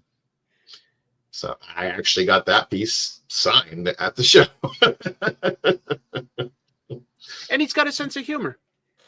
And he's got a great sense of humor. He's got amazing. And he loves cryptids. So there you go. Yeah, that was still one of the most fun experiences I've ever had, and doing this whole. It wasn't technically for YouTube, but YouTube brought me to it. Getting the chance to interview Frank Cho and getting a chance to talk to him primarily, about cryptids and Bigfoot, UFOs. To the point where, and I've told the story before, I'm sorry if everybody's tired of hearing about it, but half an hour after our interview was done, he's standing on stage with me and Big B, and we're talking about Bigfoot and UFOs, and his handler from the cons coming like, Frank, you really should get back to your table. He's like, yeah. So can't you see him talking about Bigfoot? Talking about Bigfoot in there. but not only that, and I'm sorry if any of this is going to take away from what you were going to say, but in the interview that I did with him on the panel, he went into a great detail about some of his inspirations, and I, if you're going to talk about some of that, by all means, jump in, Big B. Go ahead. It's just that the fact that he was able to draw from more classical artists, when he's pulling from like Rockwell and different sources that you don't normally expect to hear comic book artists talk about, but he started out more as a cartoonist and illustrator than he did as a comic book artist. So, and just a fan of art in general. So he's able to pull in all that stuff. And you really see in his art streams, the ones he does live, you get to see some of his kind of more classical mind at work, and how he's composing and using light sources and drawing shapes. And it's really fascinating and fun to see. I'm sorry, it's your pick, and I've been talking about it, so I'll let you get back to talking about it, maybe. You're totally okay to talk about it. You enjoy his artwork as well. I mean, and Chris is totally fine to talk about it too. That's why we're here talking about all of each other's picks. Just this is like, can I tell a quick story about Frank Cho? Absolutely. I don't think I've shared this anywhere, but back in the day, he did a Shanna the She-Devil book for Marvel, and it was. And while it was like issue would come out or something, and I get an email, I don't want to name drop. So somebody in the industry like sent me the original art, and he had drawn the whole book with the character completely nude. And then Marvel was like, we can't publish it this way. And, like, he had to go back and like they covered her up, with her bikini and stuff. He drew the whole book with her naked. That's great. I don't know what he was thinking. I would love to know whether he was doing that as a prank on the editors, or if they were planning to do it as like a Max book and thought they could do it. I don't know. But I saw the actual art and I was like, oh my God, this is just page after page. This is a lot. Yeah, well, it's funny because one of the things I talked to him about, because I was really curious about it, is and we talked about this on Best Coast Comics at one point before we went and did the con, so I thought it was very appropriate. He does all these commission covers with kind of hilarious, kind of one panel setups, which is, having been a cartoonist illustrator, that's something he's definitely at home with and familiar with. And I asked him about some of his more risque, pushing the boundary ones, and not even, when I say risque, some people think I mean like sexual, and I'm not even talking about that. I was talking about, like, he did one where he was talking about Jeremy Renner getting run over by the snowplow, and it was very dark. And I was like, do you ever catch hot water for that stuff? And he's like, nah, man, I love doing that, because whenever I get the feedback from that people are giving me crap for it, I love to just make the next one even more pushing the boundaries. And so it wouldn't surprise me, based on hearing about that, it wouldn't surprise me if he was doing that kind of just see like, here's my art and that's my art. Put it in there. And if they didn't want to do it, they just tell them to redo it or cover it up. And it wouldn't surprise me at all. He's like, I didn't realize how serious the injury was. He's like, but all I knew was he didn't die. So he's like, well, I made a joke about it. And he's like, oh, I didn't realize how bad that was. It was definitely an enlightening interview for sure. And getting to know him, just pushing buttons, exactly. Getting to know him, that is one of those things that kind of was like, he was everybody. If you've been watching Frank Cho's artwork as it develops, that's exactly who you'd want Frank Cho to be. Right. I love that Frank Cho is good at covers. He's good at sequential art, but that he is a cartoonist too. Because I really did enjoy a lot of Liberty Meadows. I thought that was legit pretty darn funny. He's good at the cute weird animals, and that owed so much to Wally's Pogo. But it was cool. It was good. Yeah. 100%. What Hector is saying there about the ballpoint pen artwork, that's amazing. What the amount of cross hatching, it must be, the hours that he puts into those is just insane. If you guys haven't seen his stuff on Instagram, he does work with just a ballpoint pen, and it's amazing. And so, a lot of the stuff he does with ballpoint pen, not all of it, but a lot of it is stuff that I can't show here, but I can show this image because it's just the cover to one of his books where he did that, a collection of that kind of artwork that he does. And it's just, I know it takes him a long time. Yeah. You're saying the shading and stuff. Who's the artist? I want to say he's a Spanish artist, did that erotic sci-fi comic called Druna. Did that same type of hatching, and I think that might have been an influence for Frank Cho, but it's not coming to me right now. I'll look it up and see if I can figure it out real quick. Nice. Talk amongst yourselves. But yeah, no, definitely Frank Cho is Serpieri is who I'm thinking of. Italian. Serpieri. Okay. Serpieri. Hey, I wonder. Hector, coming in. Oh, thank you, Hector. I feel like Serpieri had to be an influence both because of how he drew sexy ladies and of how he specifically did his hatching and cross hatching for shading, because Frank Cho does that same technique. Yeah, an actual Dracula saying the same thing. Yeah, Serpieri is who I'm thinking of. Oh, it's very cool. Just fun sometimes when we're fans of somebody to talk about either somebody that they inspired or that they were inspired by, so that we can learn more about them. Right. Definitely. Looking up Serpieri stuff, everything that wants to come up is stuff I can't show. So I'll just show a real quick cover image as well that was safe for publication. I'm sure there's plenty it's just there was some stuff in heavy metal that was still acceptable, but Serpieri I definitely think of when I look at Frank Cho's artwork. And you see maybe a little bit of it there. That's not exact, but yeah.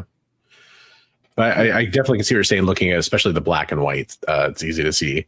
Unfortunately, most stuff I found is not something I can put up, but and which is a shame too, because it's actually not that. It looks good, right? It's good art. Yeah, it does. Yeah, exactly. Yep, Frank Cho definitely a winner. And I was just going to say, like I said, I do appreciate the cheesecake art. He's also a master at that. That's why this was another pick that was kind of right up there with Adam Hughes for me. But really just learning a lot from watching his streams. Something that's kind of a recurring theme that I've been talking about is different artists that do live streams. Love watching his. He just did a fantastic Black Widow one too. And one of the things I do like about his artwork is it reminded me, like that Black Widow stream, there's a couple different points where he just erases it. He's like, I don't like this, so I'm redoing it. And it's like, that's awesome. I love to see that because that's exactly what I would do. Obviously not as good as Frank Cho, but you know what I mean? He erases real awesome. That makes sense. Big Al Williamson fan. Okay. Oh, that does make sense. Yeah. I see that. Al Williamson. Yeah. Great art. Yeah. And you can't help but keep tracking it back. I like all night I've been thinking of these artists and it just has me tracking back. I'm like, oh yeah, Al Williamson. Then you eventually get back to guys like Milton Caniff and guys like that, and Hal Foster. It all sort of tracks back and back to somebody. Nice. Really? So I do need to take a sec. Oh, hey, well, thank you there. I was gonna switch gears, but Jack comes through with an awesome super chat. Was watching Seinfeld. They were talking about Iron Man being naked inside the armor. What do you guys think? Ooh, this is a hard hitting question. This reminds me of something that Chris might ask if he was watching Best Coast Comics. I know. Which I love those questions. So yeah, let's hear from the panel. We got to give the people what they want. They want a hard hitting question like, is Tony Stark going commando inside the Iron Man armor? You get one pinch from the leg lifting and you're just done. No, you're going to protect that with some sort of cloth and maybe even talcum powder. You're not going to risk it. Don't you think though that Tony Stark has some kind of whatever, could be suede or leather liner inside that thing? That sounds like it would make you sweat so much. I hate that idea. It was the wrong go-to. Suede. Silk. I don't know. That's like Ironmonger is I've replaced Tony's suit with suede in the pantaloon region. He'll never escape from this one. Yes, you may defeat Fin Fang Foom, but you will pay the ultimate price in the end. Oh, poor Tony's Fin Fang Foom. I can't believe that. No. Plus, most of the time, Tony Stark's walking around in a nice, business suit that he probably just crumples all up the second he puts on his suit. He must go through business suits like toilet paper.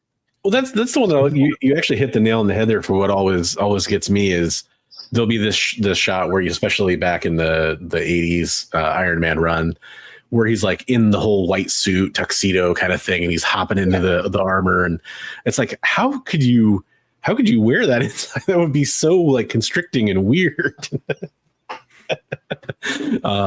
Yeah, just or fabric bunching in strange places.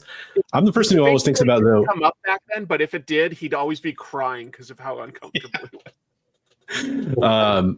Definitely got air conditioning in that thing. Maybe that's why he had a nose for one period in the comic book, so the tears would have a place to stream out. I'm the person who always wonders about, like, what if an astronaut, when you're with that moment where you're blasting off into space and you have to have the helmet on until you're kind of safe in the pressurized cabin or whatever, if you're that lucky. What if you have like an itch on your nose or something like that you can't scratch? Like, that would just drive me nuts. Like, it's divers and astronauts, all those kinds of people. That would be aggravating. I think that's why all NASA flights used to have one gun aboard.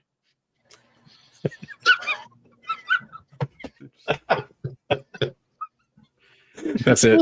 I don't think it's ever been used, but I think that's why they always had one gun aboard. The ultimate scratcher. One-time use. Imagine farting inside of that thing. No escape. There you go, Dracula. Yeah. Well, he mentions that, but of course that was in the original comics, in that issue of Avengers Spotlight where Hawkeye has famously got Ant-Man on the arrow. It didn't happen in the Civil War movie, but you might remember, like, they put Ant-Man into the armor, and Tony Stark realized the only way to get him out was to fart, and like eventually Ant-Man couldn't take it anymore, and he had to like climb out of the wrist gauntlet. Oh my God. Remember? I don't remember that. You don't? For the first half of that, I thought you were messing with me, and then. Oh yeah, no, that definitely is something that Marvel would have done. That's great, guys. Come on, no. You sold that did not happen. So well, man. You sold it so well. I mean, we're talking about Ant-Man, who has a strange history with anatomical hypotheticals happening in comic book situations. Yeah. Oh, Thanos. Which they canonically address in that Avengers Ship Cruise short film. Have you ever seen that? No, there I was haven't like seen it. a Marvel cruise, and they got like all the actors, like Ant-Man and Wasp are giving a demonstration on shrinking technology, and he like takes questions from the audience, and he's like, first of all, gross. And then they get interrupted when Ultron attacks. Oh, yeah, it's great. It's kind of entertaining for what it is. Yeah, no, absolutely. I just remember the whole internet, like, just kind of like, that's what's going to happen. Just you watch and see. Yeah, right. Okay, so Jack responds, personally, I think he's wearing a tank top and boxer briefs. I couldn't imagine dressed up in a 3-piece suit. Well, that's what I'm saying. Like, but he sometimes was. He just was. Right. Yeah. We saw him put the suit on over it. Yeah, I could see like a tank top and like a, I guess, like modern Under Armour, but obviously that wasn't around for most of Iron Man's existence, but something kind of like that. Could definitely see that being the optimal, but there's so many times where he had like a suitcase, armor that he was climbing into because he was Tony's bodyguard. Yeah. Armor. Yeah. For sure. He really should have teamed up with Dazzler more too, because he had the roller skates. So. That's true. We did need more of that for sure. For sure. I can fly, but I think roller skates are the solution here. He had roller skates. And people, they look at like the Batman and Robin movie and they think that they're making up most of the stuff. Most of it was just drawing directly from comics. Yeah. Ice skating around and all kinds of crazy stuff. What I was going to say before the super chat, which we really appreciate, thank you very much for that, Jack. That's very nice of you. Is we do have a couple other shows coming up on the EXP, which we are streaming over on the EXP right now. Highly recommend going and subbing them up. In fact, while you're checking out the description to go sub up the EXP, if you're not already, maybe go sub up Chris over at Comic Tropes. His link is in the description as well as Big B's. Go sub them both up. They're awesome people. Go watch their content. Check it out. But you can also on the EXP tomorrow, you can check out James from Mint Hunter Comics. He'll be streaming at 8 Eastern, 5 Pacific. So doing a claim sale. He does awesome claim sales over there on the EXP. always has different wide variety of stuff. If you're looking for some different and new books, I highly recommend checking out James Mint Hunter Comics tomorrow on the EXP. And then another great claim sale is Henri Compton runs one on Tuesdays. That happens at 10 Eastern, 7 Pacific. So Henri is a comic book creator who also does claim sales. Really cool guy. I've bought stuff from him before. He does great shipping, great fair deals. He'll have a lot of like good finds for low value. If you're looking for like a lot of stuff to read, he's somebody I really suggest for that. Mint Hunter, if you're probably more of like that comic collector looking for keys and that kind of stuff, he's kind of more the show to check out for that. But a couple great channels to go check out. Go check them out on the EXP. So and remember, the hot book of the week is currently Turlock #1 by Valiant Comics. The hot book of the week. Yes. Good luck finding a copy out there. Let me tell you, it's going to be hard. You're going to have to really dinosaur hunt for that one. But so I think were we too, Chris? Where were we at? Chris's turn now. Yeah. Quick question. Do you guys have a hard out for the show? Do you have a hard out because the EXP continues? Well, you know, we're going to try to keep it to about another 10 minutes or so. If we go slightly over, that's okay with us. But I also want to be respectful of your time. I know you've been streaming. I don't mind. I just wanted to make sure, like, because we should probably also take some time to plug Mission 22 Heroes for Heroes again. 100%. Am I number 3 or am I number 2? I don't know where. You tell me what you want to do. Before that, why don't we do a little bit of column A and a little bit of column B? Do you want to tell people what you were planning on doing later on this week? Well, I know some people will probably drop off as we get towards the end of the show. Might be a good time to talk about that. Well, I've got a second channel called Pros and Cons where I do a bunch of live streams and content like that. And I got a hold of a blank comic cover for Transformers. But I was asking, you know, what could I donate, you know, for art to your Saturday event? And you're like, maybe something G.I. Joe related. I go, okay, I'll do G.I. Joe versus Transformers. I'll draw it on this cover. And your audience on your socials voted for me to draw Soundwave versus Snake Eyes, right? Yes. So I'm going to draw that Thursday night on the Pros and Cons channel. Probably something like 5 p.m. Pacific is realistically when I will start. So awesome. Yeah, just wanted to mention that I'll draw a bunch of that. I don't know if I'll finish it on live stream, but I'll at least draw a ton of it, and it'll be available for you to include if you can get anything for it on Saturday. I'm sure we'll get plenty for it. Thank you, man. I appreciate that. Shout out I do for the Trash Movie Bonanza. On the channel Pros and Cons, one of the things that I do is Jim Mafood, the artist Jim Mafood, and I review bad movies on something we call Trash Movie Bonanza. This is just a prop, but we'll choose movies. And one that we're going to record very soon, I've forced Jim to watch Madam Web. We're going to do Madam Web. Nice. Yeah, that's going to be fun. I'll reserve my thoughts for the watch along there. That's cool. Kevin,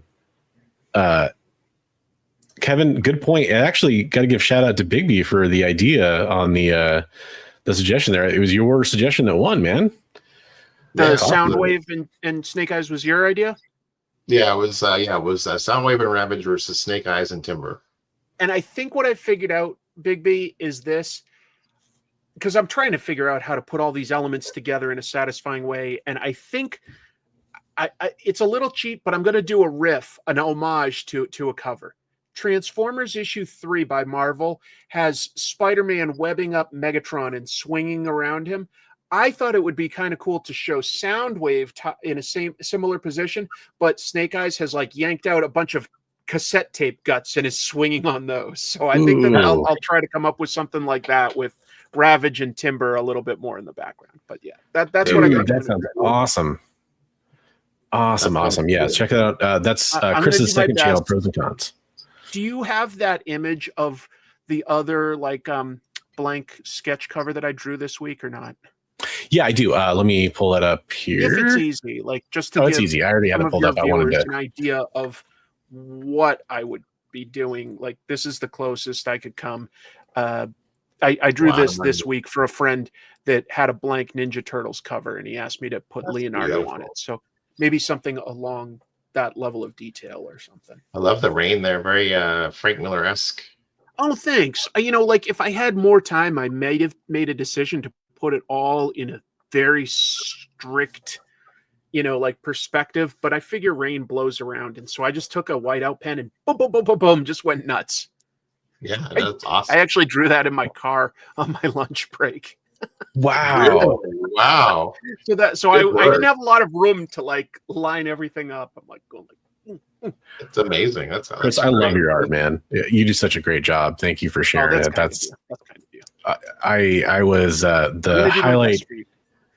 Well, I appreciate it. The highlight of Heroes for Heroes last year for me, on a personal level, beyond raising money for a great cause, which is very, very important to me, was my co-host for part of that stream last year won the Baroness sketch that Chris was kind enough to donate, and then gifted it to me, which was very, very awesome. And Comic Journey, if you're out there watching on the Rewind or anything like that, or you're lurking in the shadows behind your puppeteer's hands, I really appreciate it, man. Thank you for doing that. That was such a dream come true for me. And I know he got an amazing Doctor Strange piece that Chris did himself, which was a real technical accomplishment too, with all the arms and the illusion. It was great. Yeah. So, but thanks for really letting me plug that, because I do want to help you guys out. I wish I had more time, but I just want to say there are a lot of great things you're going to have for this auction. Personally, the one I work on Saturdays, so I have no idea how likely I am to be able to watch when it's time. But there's a Chip Zdarsky, a Spider-Man head sketch. Oh my God, I really love that. I'm like, oh, that's something I'd want. Here, I can actually comics, you've got art, you've got posters, you've got so many cool things. Yeah, that one I saw and I was like, oh, I'd love to bid on that. Who knows if I'd win, but I we'll see. It'll all depend on my work schedule that day. And since since I'm right here and I'm looking at that, I want to just highlight a couple others too, because you're bringing up a great point, and we can just please kind of advertise this a little bit. Look at that. Mark Bagley did this piece for Heroes for Heroes. He specifically donated, and this one's special to me because Mark is a veteran. So that's really cool that he was willing to do that and help out. So I really appreciate him doing that. And then I will say I feel incredibly guilty because off the top of my head, I cannot remember who sent this in, and I apologize if you're watching because it was very much appreciated. You'll know on your day when you're. Yeah, exactly. I have it all on a spreadsheet somewhere that I could pull up. But this is a Don Marquez original art piece from Rocket Girls. And that just came in. That's really cool. Wow. And then one other one that I did show off recently, but I still think it's fantastic being a big Star Wars fan. I love this. Brian Ching, who is the artist on the Old Republic Star Wars comics, sent in this Darth Revan piece. And that's fantastic. Great lines. Yeah. Hell yeah. And he just absolutely killed it on that. And one of my favorite things about that, it'll actually show up better on here than it did on stream when I showed it off, is he did this on the back. You kind of get to see some of his preliminaries that he was trying to work out, that he was thinking about doing. And that's really cool too, to get that on the back. And it's not just original art. I don't want to make anybody out there thinking we're just going to have original art, but I know a lot of people are excited about that, as am I. But we do have key comic books too, like the first appearance of Harley Quinn, a lot of other great stuff too. You have variants, you have slab comics, I think. You have all sorts of lots of great slabs. Posters. Yep, a lot of prints signed by Jim Starlin, Lee Weeks, Randy Emberlin. We have some stuff from Andy Bartling, who just announced he's going and doing some work for Marvel pretty soon, which is really cool to see. He did send in some Last Ronin prints and stuff, and some Something is Killing the Children books. He's a veteran as well, which is the reason I wanted to call him out for that, because that's fantastic. We have a Neil Adams signed Batman comic book, Frank Frazetta Eerie magazine. Actually, I have a picture of that. I'll show that real fast because that's a dope book, and we were talking about Frazetta earlier, so why not? But yeah, so lots of great stuff. Pull something up, and I'm going to ask you if it's anything you think people would want to potentially bid on. Give me just 2 seconds. Yeah, absolutely. Frank Miller and Klaus Johnson. Oh yeah. Let me figure out how to make you the. There you go. Yeah. It's funny, like in my head, I kind of forget about a few of the things that you have. Like I don't forget, but like I'm like, oh yeah, because it's still at your place, like the David Mack stuff and lots of great stuff. So, which if you guys don't know, we're all going to be Bronze and I and our good friend Richard will all be making it all happen from one location. It sounds like live from the Hall of Bigby, as I like to call it. Deep in the Hall of. Wait, no. This is a reprint of the 70s Atlas comic, but I got this signed by Larry Hama, who's a veteran. It's not G.I. Cool. Joe. Do you think anybody would like bid? Because I'd be willing to donate it, even if you could get like, $10. Like, I think that's pretty cool. Yeah, 100%. Yeah? Yeah. I'll include that. People love Larry Hama. When I draw this. So I'll get you a good photo. And if that's anything you can even get a few bucks for, just because Larry Hama is a veteran that's attached. I wish it was G.I. Joe. I don't have a signed G.I. Joe, but yeah, like it's in great condition and all. Okay. Yeah, there you go. One person right there. I was actually just going to ask the chat how many people would bid on it, and I was going to guarantee you were going to get a few responses. Okay, yeah, because even if you can get a few bucks, that would be like great. It all adds up. Yeah, 100%. Oh, and one of the other things I keep forgetting too, which by the way, thank you very much for that. That's extremely awesome, Chris, and what you're doing on Thursday. I really appreciate as well. Well, if everybody did what you're willing to do, we would raise 10 times what my goal is. So you're doing the work out there, and you have a great platform too, and a lot of people, a lot of eyeballs on what you do. So you talking about it, you coming on here tonight, all that really helps us in our goals of spreading the word about this and getting more people. The biggest thing is we need people to know to come bid on the books on Saturday. So that's one of the biggest things you can definitely hit your goal. And it's a beautiful goal. The idea of raising $8,000 for mental health. I'll just say real quick, mental health is something every once in a while I talk about on my channel because I've got my own struggles with it. Our veterans are people that have donated their time, their bodies, their lives to ideally defending and protecting us and making the world a better and a safer place. And if we can help with their mental health, that would make me feel really, really good. So I definitely want to hit that goal and hopefully surpass it by a bit. That would be lovely. Yeah, that would be absolutely amazing. And I absolutely appreciate that. I always keep forgetting about this too, because I want to mention it because I haven't shown it yet on social media. But the one other thing I don't have it handy.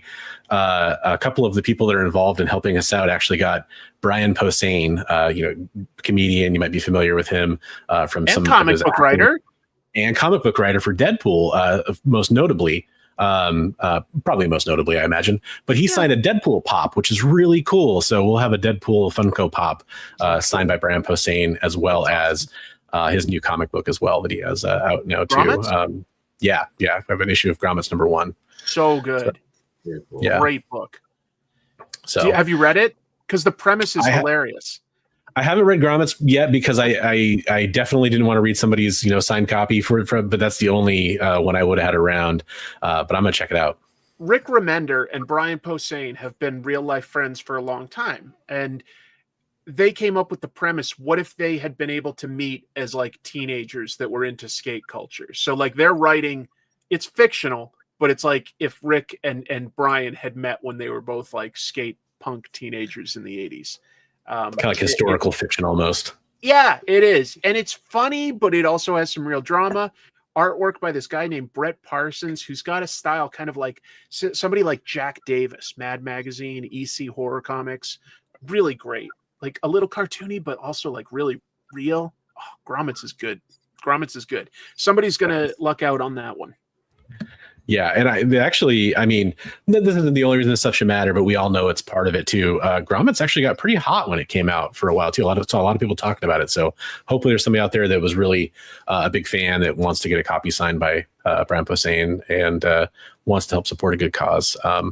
So we're fortunate enough to have people out there that want to do awesome work like donating, awesome work like going out and in that case, just going to a con and talking to Brian Posehn and seeing if he'd be willing to do some stuff. And they were willing to, which is really awesome. Yes, it is this Saturday.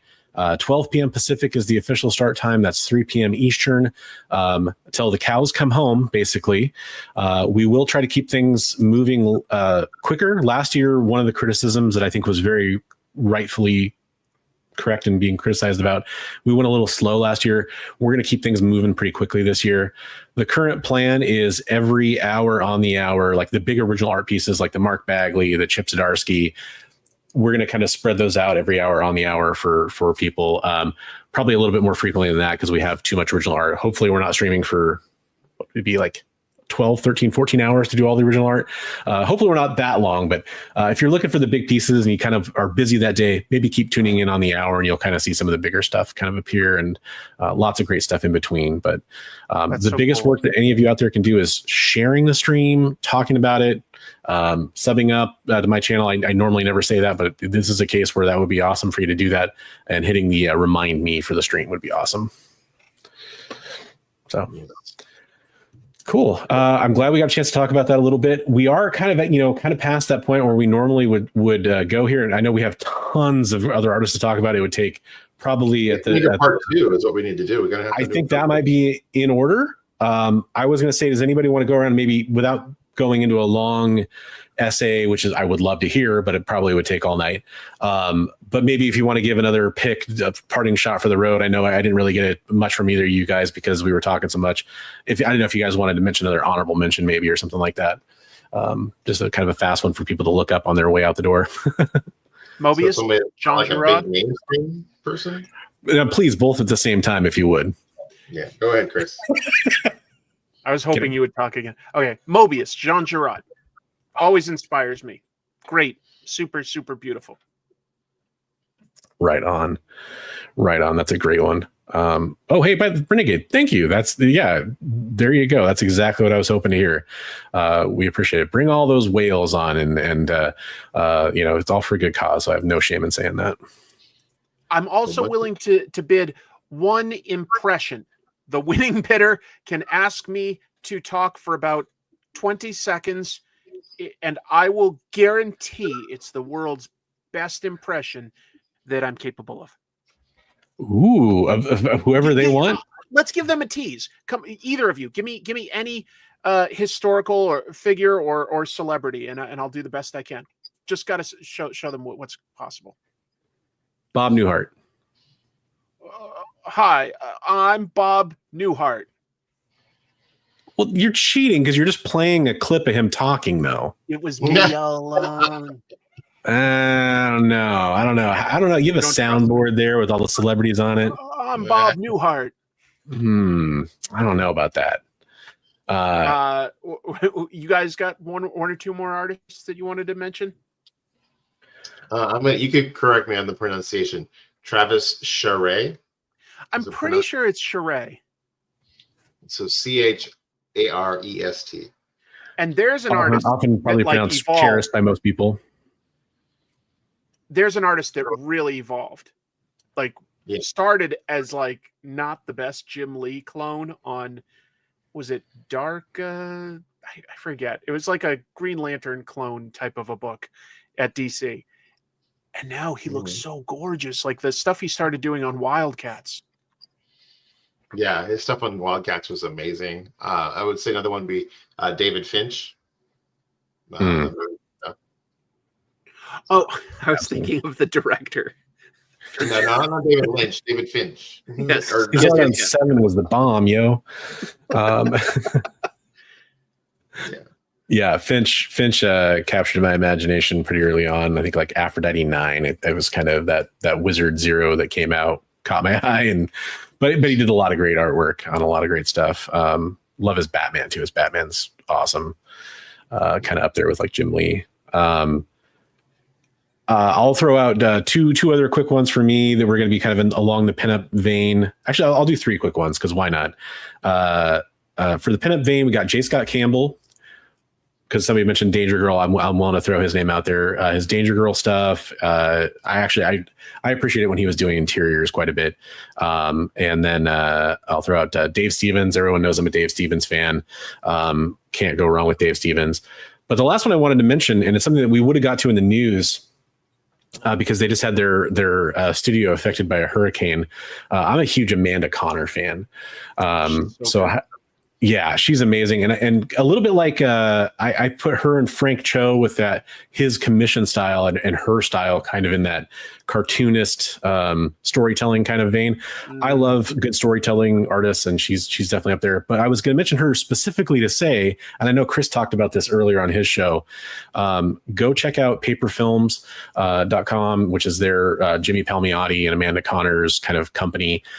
They have a lot of trade paperbacks on sale right now, which are going to help benefit the cost of the damages that were done to their place down in Florida during the hurricane. So highly recommend checking that out. It was just a great excuse to talk about Amanda Conner's art, which her Power Girl stuff, her Harley Quinn, I've loved all of it. So much more too. Those are the two runs that I kind of was most familiar with, but their work together is always great. So totally agree. I think that in a lot of ways, the definitive Harley Quinn run. Yeah, for defining her character and fleshing her out in kind of that modern style. Absolutely. Yeah, agreed. Well, folks, it has been a great show, in my opinion. I loved having this conversation. I love talking about art with both of you. That was great. Thank you so much for that. Chris, do you think someday in maybe the far-flung future we could get you back to do a part 2 of this maybe? Oh my God, that would be misery. But I do like you guys, so I feel like yes. That's a win. Yes. That's a win. I'll take that. Absolutely. It's a date. No, I'm just kidding around. I always watch you guys' show, even if I'm quiet sometimes. I do watch the show, so it is fun to chat with you on it. Thank you. I appreciate it. And definitely won't abuse it, but like I know Big B said earlier backstage, I second this. You are always welcome if you ever want to come on and talk about something, or if you have a topic that you want to talk about. Always love to have you. Folks, definitely go check out Comic Tropes on not only his main channel, which is, I'll say it, maybe make him blush a little bit. It's been one of my favorite YouTube comic book channels since I started watching YouTube comic book content. He does excellent deep dives on character, on creator history, and kind of doing a retrospective on their careers and their styles that I've truly enjoyed watching. I've learned so much from watching that show. I think you've heard him talk about some artists tonight that kind of give you an idea of his background and his knowledge. It's just such a phenomenal time watching anything that Comic Tropes does. And then also his second channel, Pros and Cons, go check that out. If you like what we do for our normal news segment, talking about what's going on in the comic industry, plus he shows off his comic book polls too and talks about those. Always a good time watching that. So I highly recommend checking out that channel as well. We really appreciate his time coming on tonight and what he's doing on Thursday as well. Yeah. Happy to. And definitely check out the Mike Zek documentary on his channel. Really good. Thank you. Thank you, Big B. Absolutely. You guys don't promote yourselves enough. Why don't you promote your socials real quick? Well, fine. And actually, you know what? I'll do that specifically because it's a great time to talk about. If I showed a few previews of stuff that's going to be available for Heroes. I love showing off comic books and taking photos of them and showing them off, and making occasionally slightly bad taste, horrible memes. I do that occasionally too. But if you want to check out any more of that, my Instagram is a great place to do that. Bronze Age Nerd, at Bronze Age Nerd on Instagram. Pretty much Bronze Age Nerd anywhere. If you search it, X, Facebook, you'll find me. But another social that I do want to promote, and I would love if people could go follow this account. Heroes for Heroes has its own account that I've been trying to grow. It's only a few weeks old. I think we have 250 followers or so, which is pretty good for a couple of weeks, but I'd love to keep that account growing, especially going on to next year. It's at Heroes for Heroes, so Heroes, the number 4 Heroes, at Heroes for Heroes Comics. Heroes for Heroes was taken, so the best I could do is Heroes for Heroes Comics. So at Heroes for Heroes Comics, where I show off all the previews of everything coming out. I would really appreciate you guys checking that out. Big B, you have got some great socials to follow as well. You want to talk about those? You can find me on Instagram under Big B McFly. You can find some cool reels of my art, some of the stuff we just did for Heroes, and other people's art that they did for Heroes. We did a really cool little piece there with the Dave Stevens artwork with the Kesha Joyride song on there, so that's kind of neat. Check it out.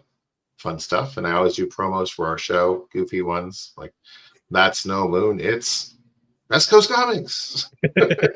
I love that. Also, Bigby showed off a print set of his it was your DC audition, your tryout packet, right? Oh, yeah. Your pages. He did a sequential, was it 8 pages?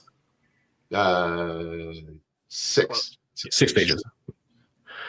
I meant 6. It was 6 pages of a Batman story, and on his Instagram page, you can find kind of a kind of an animated style you did with that, where you kind of told the story. It's really phenomenal art. If you want to see some of his sequential work, that was really fun to see too. So it's another good reason to go follow. That I imagined would have been in the story in there too. So that was kind of fun.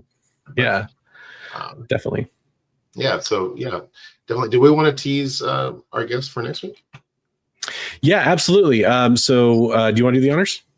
Oh, yeah. So we had a wonderful guest on John's Comics with Kids for the Heroes for Heroes fundraiser, Madame Blaster, doing a wonderful Joker and Harley Quinn piece. And she's going to join us next week to talk about her inspirations for artwork and expanding broadening your horizons of different things you can do in art. I mean, she's an amazing seamstress, makes her own cosplay stuff, sculptor and painter and artist. So we're going to learn a lot from her. Yeah. She's definitely kind of more of a in the term like widely studied Renaissance artist. Like she definitely does all those different mediums, which that's amazing to me. Like I love watching somebody who's a really good cosplay creator and they do lots of great, costumes and that kind of stuff. And then seeing somebody who can sculpt and make 3D objects, and that's really cool. And then also do traditional 2D drawings. And she does all of them, and it's really awesome and has a really good personality to go with it. So, and also was a CBC award winner too, as well. Right. So that's fun. Yeah. He did those little montage things in between each little cosplay intros for. It was great. Yeah, she did a great job with that. So, so that's our guest for next week. We love having guests on. If you're interested in being a guest, hit us up. That said, we know it's late over on the East Coast, and it's getting even late over here on the West Coast. So we will wrap it up. If you're out there one final time, if you don't do anything else with our channel, that's fine. We'd love to see you, but we really want to see you on Saturday for the final Heroes for Heroes auction, 12 p.m. Pacific, 3 p.m. Eastern. Bigby and I will both be there. We'll have a lot of people, I'm sure, pop into the chat and say hi and talk. Maybe we'll even let some people onto the show real fast if we want some people to want to come up and say hi. But definitely come in and check that out. If nothing else, even just you watching, it significantly helps us grow our audience to other people who might be bidding and making donations to Mission 22. So we really appreciate that. For one last time over here on the Best Coast Comics, we'll catch you in the next one. Thanks again to our guest, Chris from Comic Tropes. Really appreciate you being here, man. Happy to do it. I had a great time. All right. Have a good night, everybody. And we'll see you in the next one.